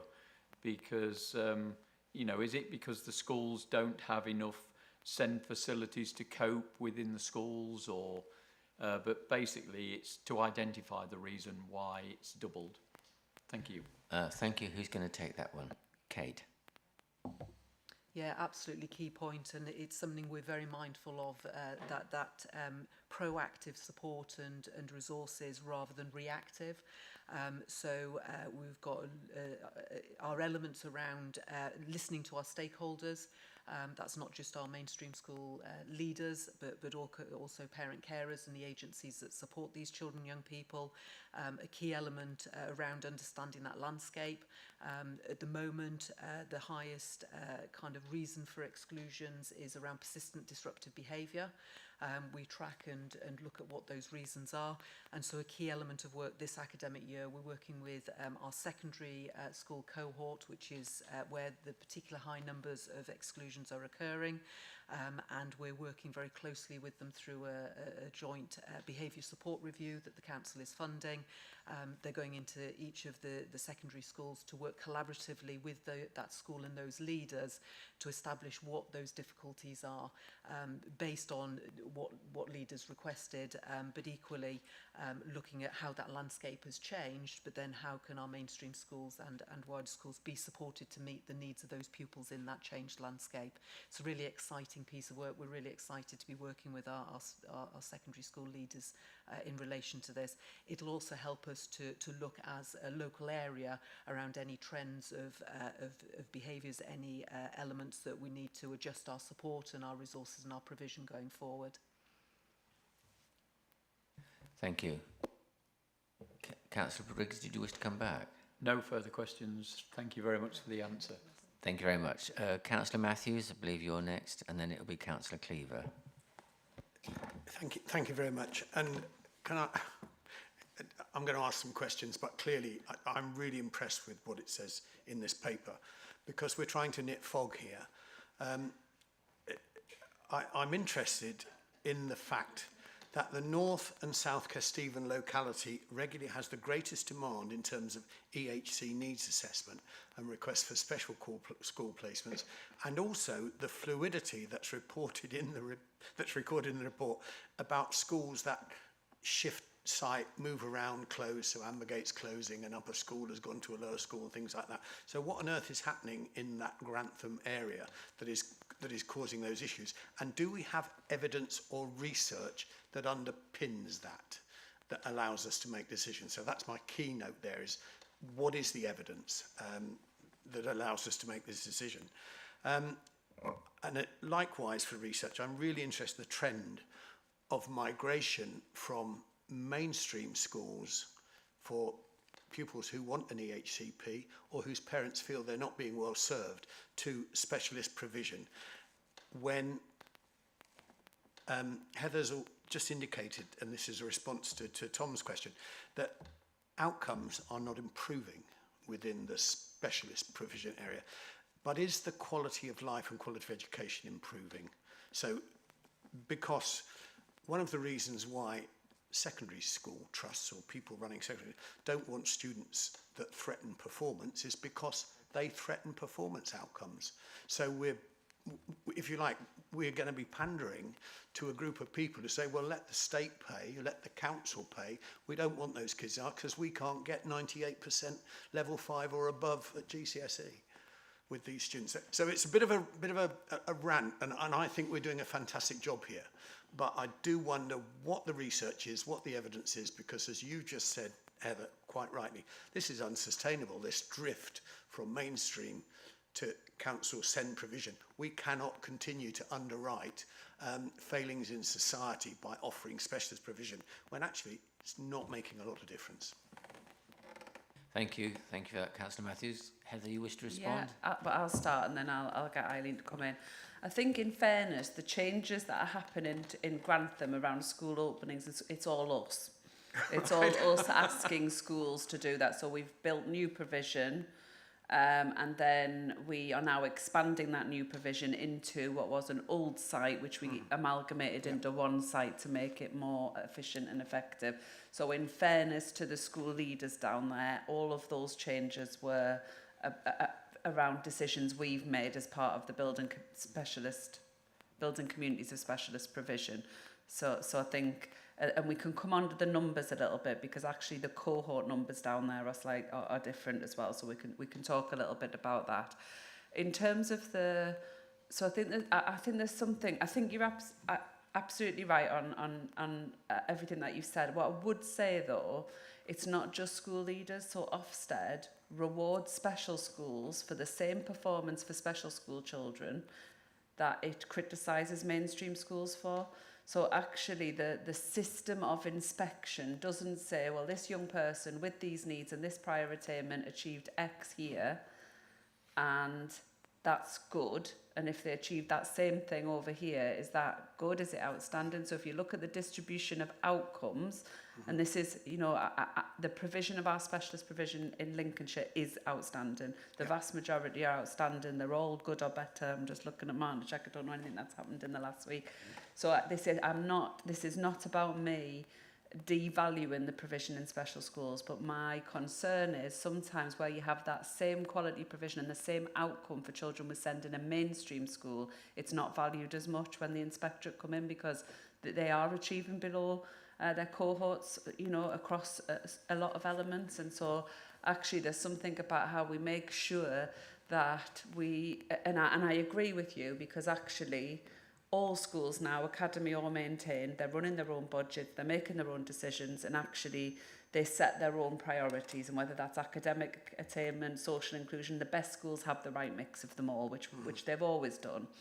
But actually what we need is national measures and national scorecards that absolutely include inclusion and send pupils and children with challenging behaviour in the metrics as highly as their academic achievement for their most able. So we need to flip it and say, what does this school do for its most vulnerable children?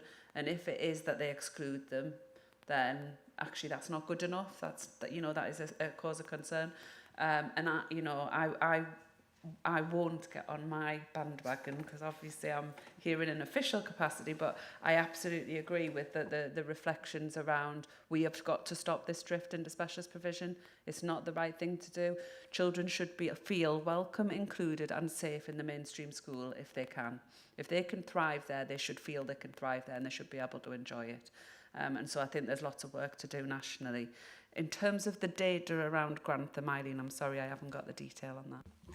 Yeah, absolutely, and that is something that we can provide to members of the committee. Obviously, I haven't got the data directly in front of me, but our continuous trend with NKSK is that it is absolutely one of our highest areas of EHC needs assessment requests.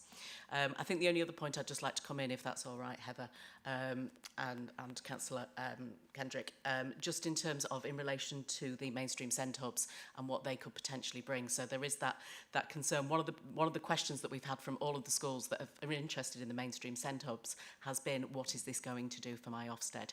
And that's a significant concern for them.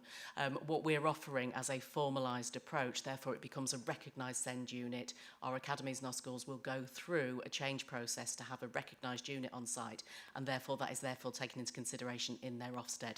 So what it also then provides is greater support around the training, the resources, just that they become experts in SEND by having the specialist teachers with associated. So hopefully then what we then have is a number of mainstream schools who are really comfortable and confident with a really wide range of SEND needs. Thanks very much. Oh, Councillor Matthews, you wish to come back briefly? Absolutely. First off, thank you for the response to all of that. And as I say, it doesn't diminish your report. I want to know why there is this massive hotspot in that area. So we need to be doing some research for that, because it may be that it's just started there and a trend. And the other thing is, we are an outstanding educational authority. Can we use our research and evidence to push back to Ofsted and to government to make the points that we're drawing out here? Because we don't want to continue to be the whipping boy on this drift when actually we're responding brilliantly to it, but it's in an inappropriate drift, I think would be my view. So we need to push back a bit, I'm afraid. Yeah, sorry, just to say... I think Councillor Bradwell, did you wish to comment? Oh, Heather first. So just to say, I think that this council's really proactive around our representation. So I chair the National Education Group for ADCS. Councillor Bradwell's vice chair of the LGA group. So we make sure our voices are very clear within that, and our voices are absolutely in unison with other local authorities, and we'll continue to do that and continue to have that voice. Thanks very much. Councillor Bradwell. Yeah, I just want to come in because and just say, although we have a problem with our numbers of young people requiring a special education, if you talk to people across the country, they would love to be Lincolnshire. Now, I know we're not perfect. We're not perfect at all, but we are one of the best in the country for actually educating young people with special educational needs. No other local authority across this country has built new special schools like we have. You know, no council has invested in young people. And I know it's a problem. And, you know, I sometimes wonder, is it because now, and it's right that we should do it, that children are assessed much quicker and things are picked up sometimes before they even start school, when they're at nursery.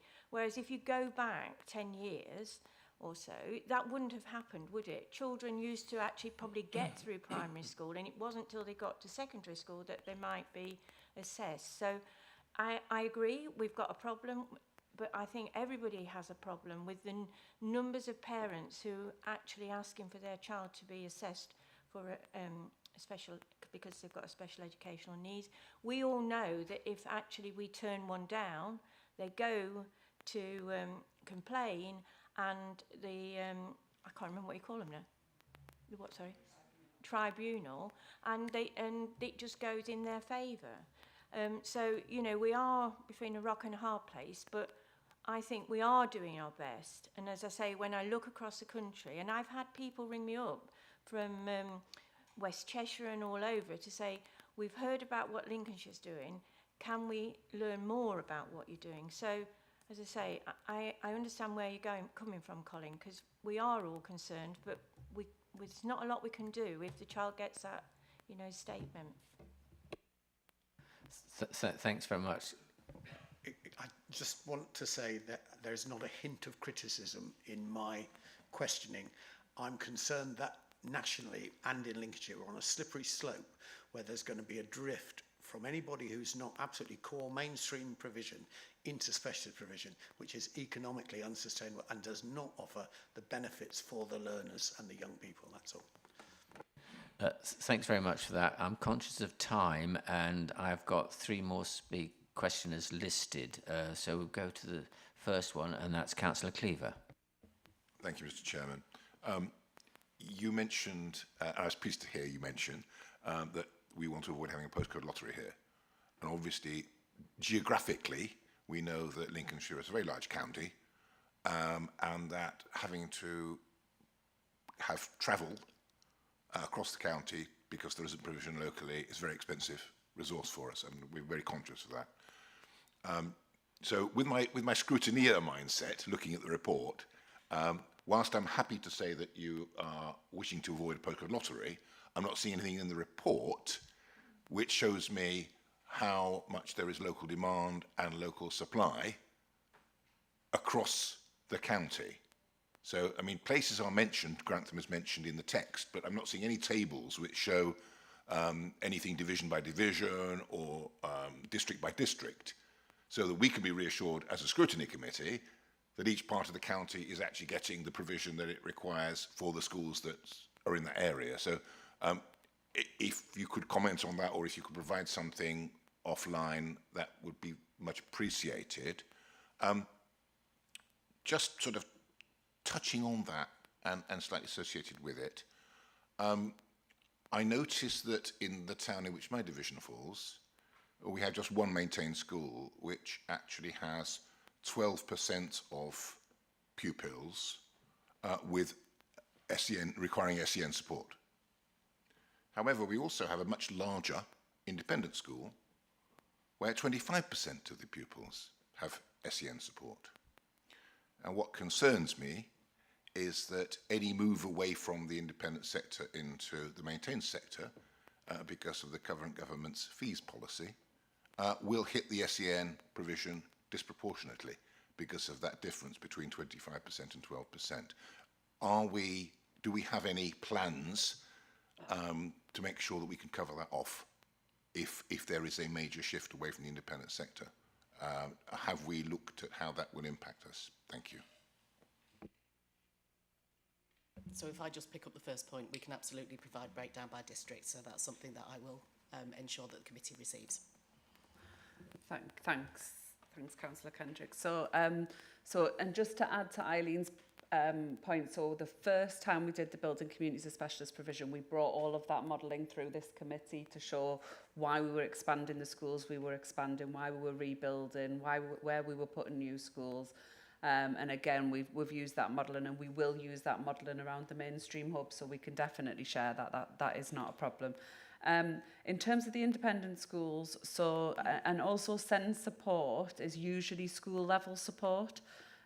So it's not at the EHCP level, it's support that's put in by the school, and different schools will have different thresholds for what they call SEN support and what they think is just a universal offer. So again, that variance can be comparing apples and pears. So that's just something else to be mindful of. In terms of the independent schools and the tax on independent schools, we have done some modelling in Lincolnshire. We think we'll be all right. We think if we do get the move across, we will be able to accommodate it. But unlike some other local authorities, we haven't received any calls about that from parents. We haven't had parents seeking that. So at this point, we are not seeing any impact of that policy in Lincolnshire, but we do continue to monitor it. Thank you, that's reassuring. Sorry, thank you, that's reassuring. Thanks very much. Next question is Councillor Reid, and then it'd be Councillor Whittington, who should be the last questioner. Thank you very much, Chairman. In view of having approved by the Executive the Secure People's Unit, which has had quite a lot of capital overspend costs, which you've challenged the Department of Education and sorted the funding out. We see within this report, and the first part's quite understandable, that from 2018 to in phase one, obviously there was 50,000 budgeted. You're already smiling, and it was 100,000 thereabouts that's been spent. Now, you've got 42,000 for this phase two, and one rather has the jitters as to overspends and how you're going to deliver on that amount of money. I've got one clue, because you said Sleaford, and I wondered if it's possibly on the same site as the secure unit, but that's what I'd like to know. So if I'll start, and then I'll defer to other people. So what happened with the Building Communities of Specialist Provision, it was massively hit by that hike we saw around construction during the pandemic. So we started it before the pandemic, and it was one of the projects which across the whole council we had a huge hit around the Ukraine war, the COVID pandemic, scarceness of materials, delays then to construction because of that. And actually we are recovering from that. So we have moved back into contingencies around those being more acceptable.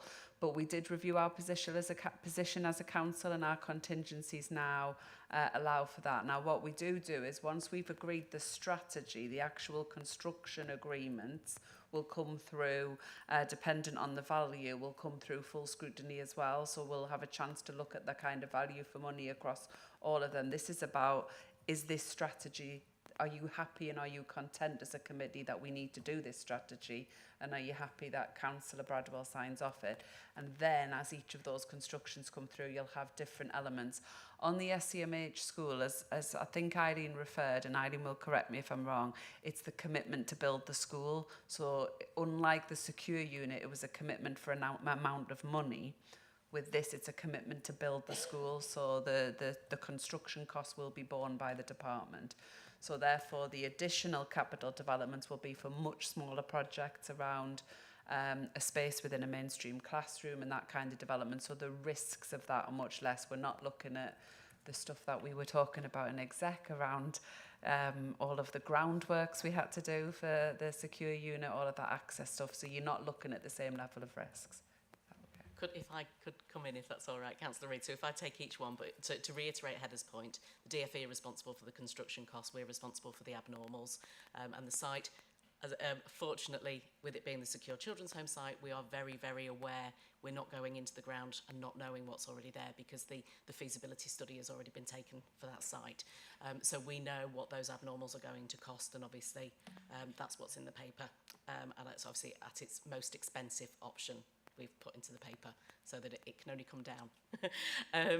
I think in terms of the Grantham expansion, again, this has been on the table for a very long time, and we've done our corporate colleagues in corporate property have undertaken high-level feasibility and costings associated with that. So again, and there is sufficient risk from lessons learned built in there. And then in terms of the hubs, we've earmarked a pot of money. Our colleagues in corporate property have started undertaking a feasibility master plan for all of those projects, and actually the primaries that are coming through are looking like very, very small pieces of work, literally some fencing, some paint, maybe a door going through to another classroom.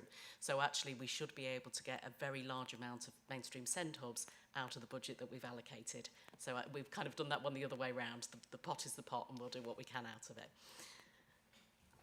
Thank you. Thanks very much. And the final question will be Councillor Whittington. Thanks, Mr. Chairman. Thanks, yeah. Just in terms of the costs, I'll just talk about the costs and then I've got a question. In terms of the costs, I mean, we're looking here on Appendix A. The forecast capital costs of around, worst case scenario, 42 million.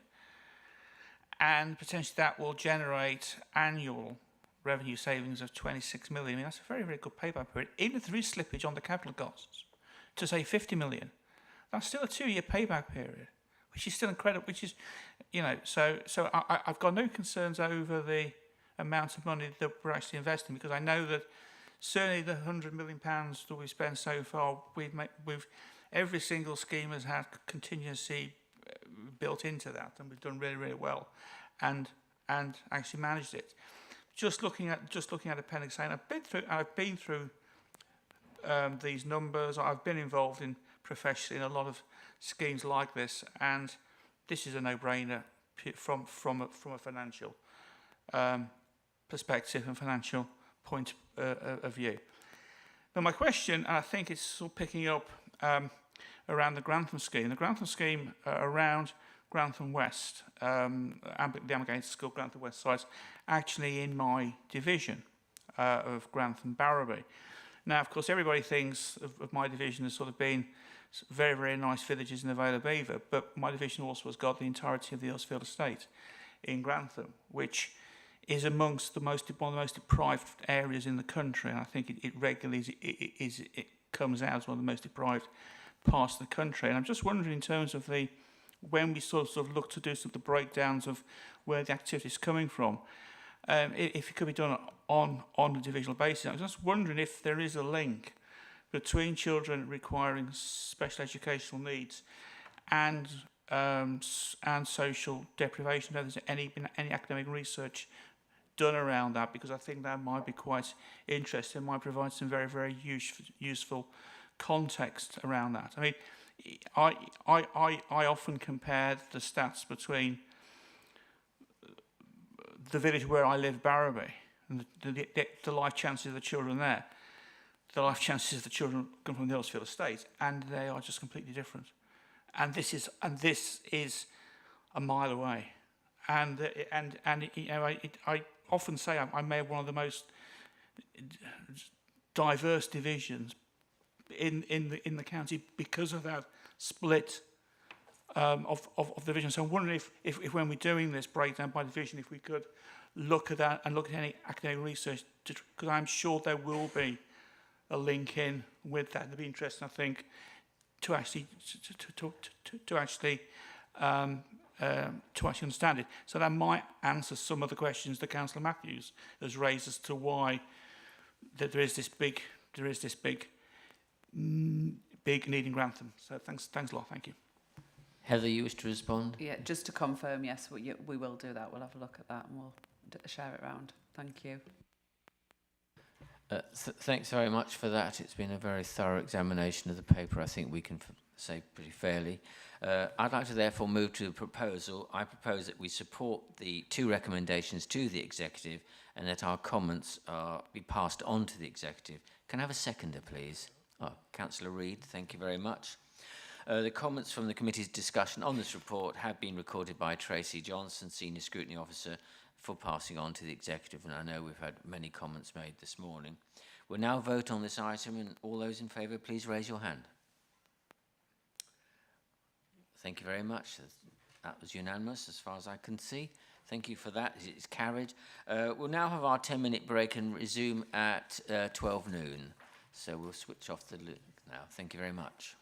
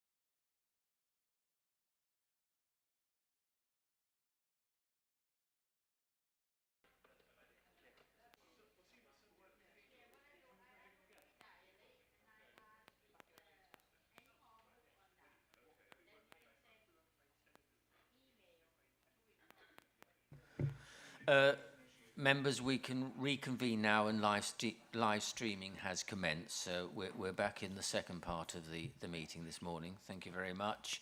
And we'll move on to item 7, which is childcare sufficiency in Lincolnshire 2024. This item, which can be found on pages 103 to 142 of your agenda pack, invites the committee to consider the current childcare sufficiency position within Lincolnshire, the findings of the online sufficiency surveys with Ofsted registered childcare providers and parents, and recommendations to support the development of early years and childcare places in Lincolnshire to meet the statutory childcare sufficiency duty. And to recap on the actions required of us, we're required to firstly review and seek assurance on the content of the report, and secondly to support the actions within the early years childcare sufficiency report for 2024. And I'd like to invite Nikki Myers, Head of Service for Early Years and Childcare Support, to present the report. So over to you, Nikki. Thank you, Mr Chairman, and thank you, councillors. So as you know, we report annually to elected council members on how we are meeting our statutory childcare sufficiency duties to secure sufficient childcare and make this report available and accessible to all parents. To report annually on the childcare sufficiency position, we complete a survey with childcare providers to determine the places being offered, places being taken by children, and therefore the capacity within the market. This then provides us with a sufficiency position and identifies any gaps in areas for us to address. We completed a sufficiency survey to review the availability of childcare in Lincolnshire between April and May of this year. We had a high response rate with 99% of providers completing the survey, which was really pleasing. We also ran a parent survey parallel to this on the Let's Talk Lincolnshire platform, and 1,164 responses were received. This helped to give us further insight into parents' needs. There was a large response from parents of primary age children, and we know there are some areas that require out-of-school developments. We are now delivering the National Wraparound Programme, which is increasing the breakfast and after-school club places we have available across all primary schools in Lincolnshire, and developing these where they don't currently exist. The outcome of the annual childcare sufficiency survey demonstrated that Lincolnshire has a good level of sufficiency of early years places across the county. However, there are still some areas where we will need to grow the places to meet the requirements of the childcare reforms. South Holland District remains an area with an insufficient number of places currently. However, we have 2 large projects being developed in the area, both nurseries offering over 50 places for 0 to 5-year-olds, and this should support the current gap. Staff recruitment concerns within the sector are being felt both locally and nationally. There has been a national campaign launched this year to encourage people to consider a career in the childcare sector. The Early Years and Childcare Support Team are continuing to work with partners to promote careers in childcare locally. From April 2024, we have been delivering 15 hours funded places for 2-year-olds of eligible working parents. This has been successful with 92% take-up based on parents with valid codes. We are pleased that this has not negatively impacted the disadvantaged 2-year-olds accessing places, and this has been maintained at 84% in the spring term 2024, comparable to our usual take-up level of this cohort of children. This is contrary to some concerns which were published nationally. The offer has extended to 15 hours for eligible working parents for 9 months old this month. The expectation is for the offers to be extended to 30 hours from September 2025.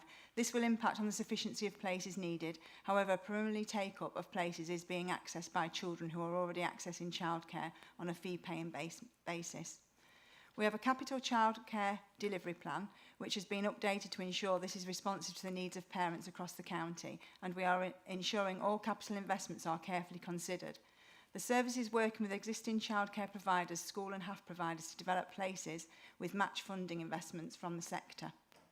Our service is monitoring the market closely, particularly for those changing demands of working parents and the employment market in response to the budget announcements, and we will continue to develop our plans in order to support this duty and ensure we can meet the needs of all families in Lincolnshire. So thank you for that. I just pulled out the main points of the report. Thank you very much. Do we have any questions? Councillor Briggs. Yes, thank you, Chair. Regarding the government launching a national campaign, Do Something Big, Could you please enlarge on this and explain what that entails? I certainly can. Thank you. So the national campaign Do Something Big, it was the national campaign looking at recruitment and retention into nurseries, because obviously we haven't got sufficiency of people wanting to come into that sector of work. So and locally we've really promoted this as well. So we've got a recruitment and retention strategy locally, and we work with all colleges and schools to make sure we have that influx. It's really important not just to recruit new people into the childcare market, but also to retain those that we've already got, because they'll have the skills within that market. So the training of those staff is important as well. So that was it, to recognise that there is a deficiency within the skills that people have in those nurseries, and to try and drive those back into the childcare market. And we've certainly jumped on the back of that locally. We've produced really good videos that we share with all our partners as well, to really try and get those people back into the sector. Thanks very much. Do we have any other questions? Councillor Cleaver. Thank you, Mr. Chairman. Forgive me, I'm just a little bit concerned about the conclusions in section 2.2 about population demographics. The statistics about percentage of the population that are economically active or in employment effectively usually relate to the 16 to 64 age group. So you are drawing the conclusion that if there's a higher proportion of people in work, there's a higher need for childcare. And I just want to question whether that's actually correct or not, because those places which have a lower proportion of people in employment between the ages of 16 and 64 have such because they have a higher number of people who can afford to retire before they're 64, and a higher number of 16 to 21-year-olds in full-time education. Yeah. And those are groups that are not going to require childcare. So I'm a little bit dubious about you drawing conclusions on a district-by-district level on that basis. Okay, I'll try and answer that the best I can. I guess the conclusion we've drawn is because we need more childcare places at the moment, because the government initiative in the childcare reforms, we are those working parents now, we'll see more people going back to work, because we are going to be funding from this month 9-month-old children 15 hours, and then from 2025 we'd have 9 months right through to school where they are able to access some funded childcare. So again, I think that's the conclusion we've drawn. Those people that aren't working because they're on related benefits, we have a disadvantaged 2-year-old places, and we've seen that hasn't been driven down by that sort of the influx of the 2-year-old places. I'm not sure if I've answered that fully. I see Heather wants to come in. No, I think that's right. I think it's one piece of the evidence. I absolutely appreciate what you're saying. It's an indicator. It's not an absolute, if this is this, then that's that. But what we look at is historic uptake. We look at house building. We look at that economic activity, and we kind of take that whole range of metrics so that we can best calculate where we're going to need the additional provision, and then in year we adjust it, because you're absolutely right. Sometimes we'll see the closure of a provision, so suddenly we have a spike in demand because a private provider's closed. Other times we'll see a housing development doesn't develop as fast as we thought it would, and we've developed the childcare provision ready. But on the whole, the team adjusts that within year, but it's just one metric across a whole suite. That makes sense. Thanks very much. Councillor Reid, I believe you have a question. Thank you very much, Chair. Well, in asking the question, I'm always mindful of what is advocated by our executive officer in Councillor Patricia Bradwell, that actually the identification of special education needs, it is much better for a child to remain in mainstream if they can be supported. It's not always a case of getting into special educational needs to get extra special attention in across all of the curriculum. But my question is that in relation to the 5 areas of the details actions on pages 129 and 30, Can you summarise what efforts made for marketing campaign to raise awareness of childcare carers and the additional analysis? And I mean, we are a very diverse and very outreaching county. In comparison with the universal take-up rate, please? Is that around SEND? Sorry, is the question around, yes. more around yes, SEND? It is, yeah. Okay. So thank you for that. So yeah, I think, you know, what we need to consider here is obviously we work really well with Martin's team in education. We obviously want to make sure children have the best experiences and start for life that they can have in the early years, and so not leading to SEND through missed opportunities. And so I guess it's twofold really. So one's to raise building parental confidence that settings will be able to meet the needs of their children. And the other one is to make sure that we have really skilled professionals within our settings.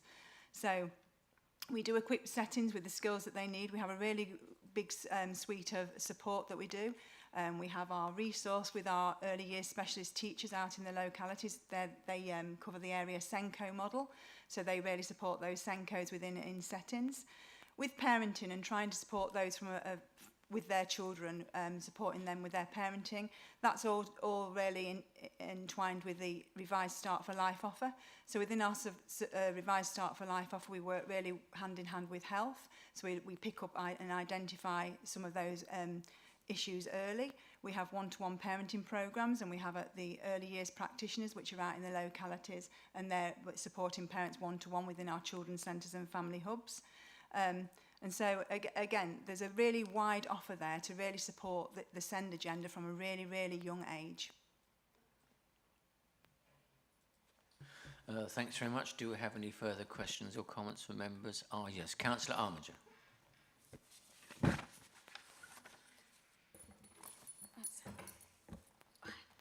report mentions a focus on wraparound childcare for 4 to 11-year-olds. Can you provide more details about this programme and the expected timeline for its implementation?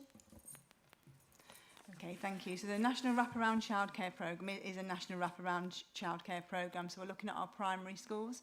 So that's support for working parents from 8 o'clock in the morning until right through to 6 o'clock at night. So that looking at breakfast clubs and out of school clubs. And we've certainly started all of that work now, working with our school colleagues and working with schools looking at that in areas of need for that support. Thanks very much. If we have no further questions or comments, I'd like to move to a proposal. And I propose that we have been assured on the content of the report and that we support the actions within the Early Years Childcare Sufficiency Report for 2024, and we'll receive a further report on childcare sufficiency position for 2025 in 12 months' time. Can you please raise your hand if you agree? Thank you very much. That's carried. We now move on to item 8 on our agenda, which is service level performance reporting against the Success Framework 2024 to 25 quarter 1. And this item can be found on pages 143 to 152 of the agenda pack. Sets out the quarter 1 performance for the service level performance measures in relation to children's services. And to recap on the actions required of us, we're required to review and comment on the children and young people service level performance for 2024 quarter 1. And I'd like to invite Joe Kavanagh, Assistant Director Early Help, to present the report. So it's over to you, Joe. Thank you, Chair. I'm really pleased again to say that I'm able to present some really strong performance in this quarter. So I've got 6 measures that are covered in the report, and I'll just briefly go through each one. So the first is children in care, and you can see that we are within the target. We, as this committee will be familiar with, we have seen an increase in our rate of children in care per 10,000. This has been mirrored by the national position, but in Lincolnshire we're still faring much more strongly than other local authorities, both compare well regionally and nationally, and that is around our strong commitment to early intervention and prevention, and wherever possible supporting children to remain with their parents, carers or within their family networks.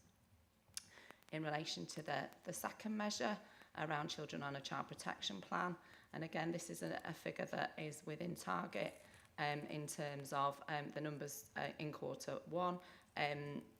This is a figure that fluctuates, and it fluctuates for various reasons, but we're very clear that if children need to be subject to a child protection plan, then that is what happens in Lincolnshire.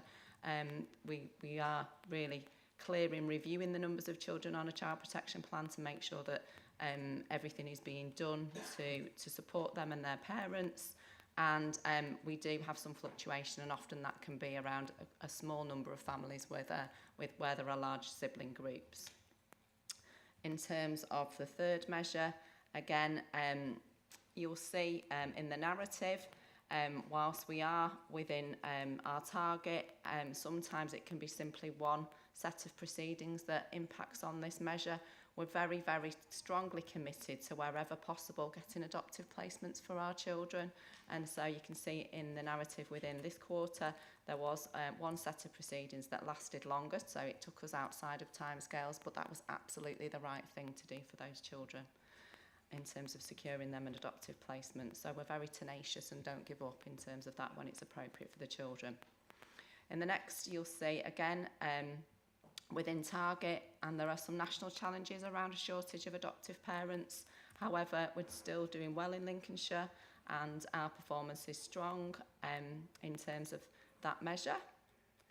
And then in terms of children in care, 16 and 17-year-olds participating in care and learning, hopefully the narrative here is really helpful in terms of drilling down into that particular cohort and explaining those young people that have moved.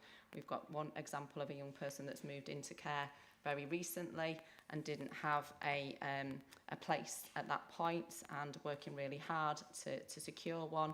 You can see those young people that still are not achieving in terms of education, training and employment, and the work that's being done to secure that. So hopefully that's explained. But again, strong performance because of the tenacity of the virtual school in terms of really tracking individual young people and children and having those relationships with them and providers.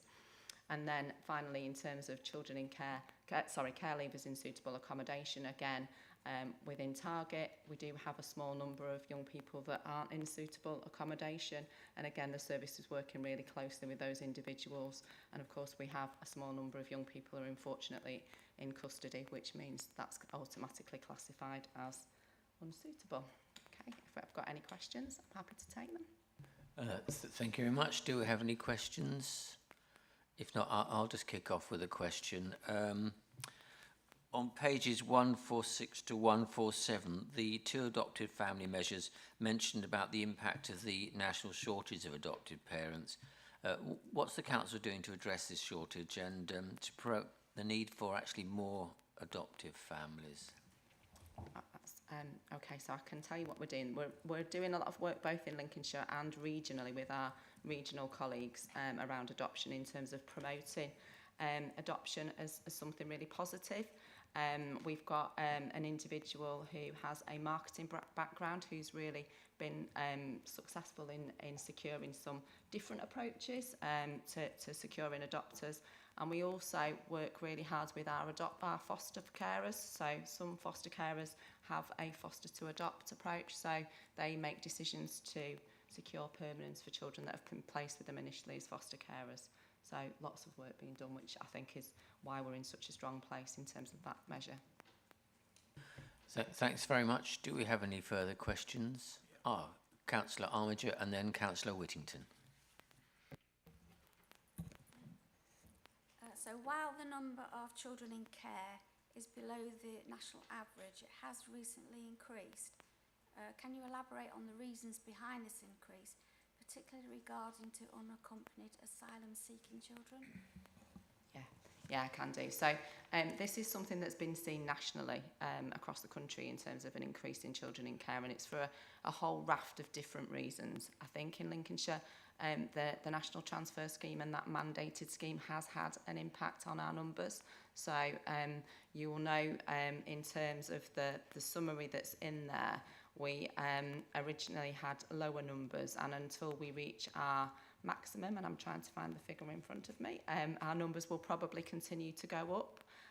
So that is a different position from lots of other local authorities across the country where they are seeing an increase in children coming into care as a result of emergency admissions, and where things haven't gone well in terms of the support that's been provided. And I think because we're so strong on prevention, that hasn't been the case necessarily in Lincolnshire. So I think we're at 88 now, and our limit will be 144. So we'll probably still see continue to see a rise until we reach that number in terms of the unaccompanied asylum seekers.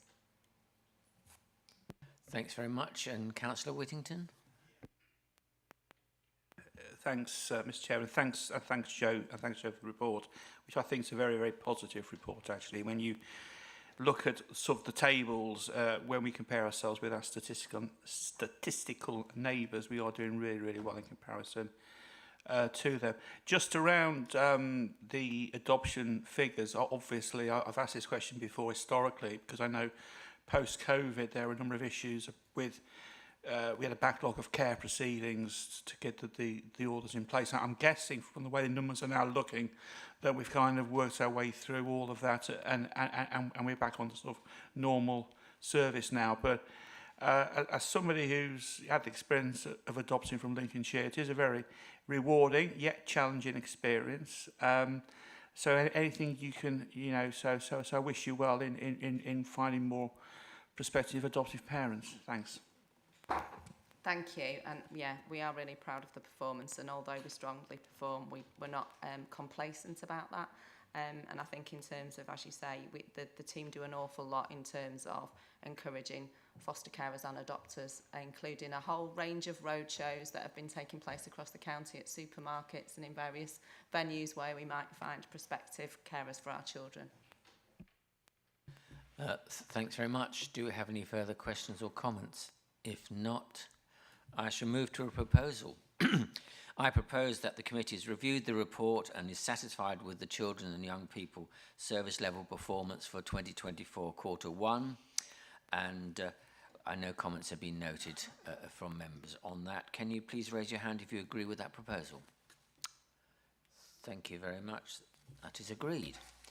We now move on to item 9, which is the Children and Young People Scrutiny Committee work programme.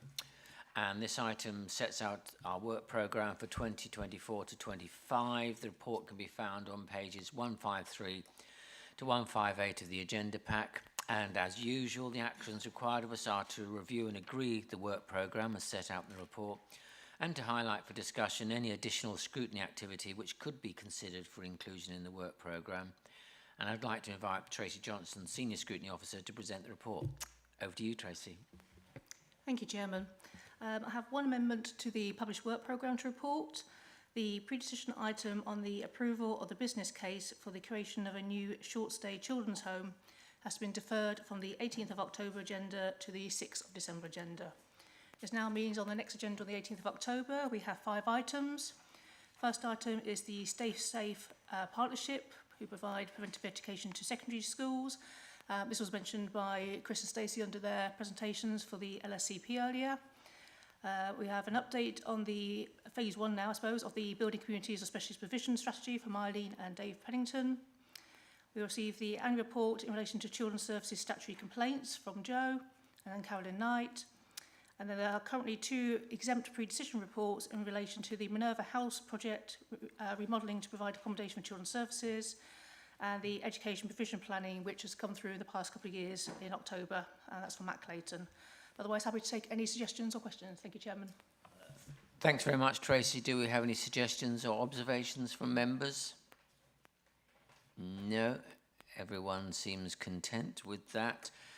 I'd like to propose that the work programme is therefore agreed. Can you raise your hand if you agree? That's unanimous. Thank you very much. Well, that concludes the business of this meeting. Thank you for your attendance, and thank you for everyone for your input and questioning.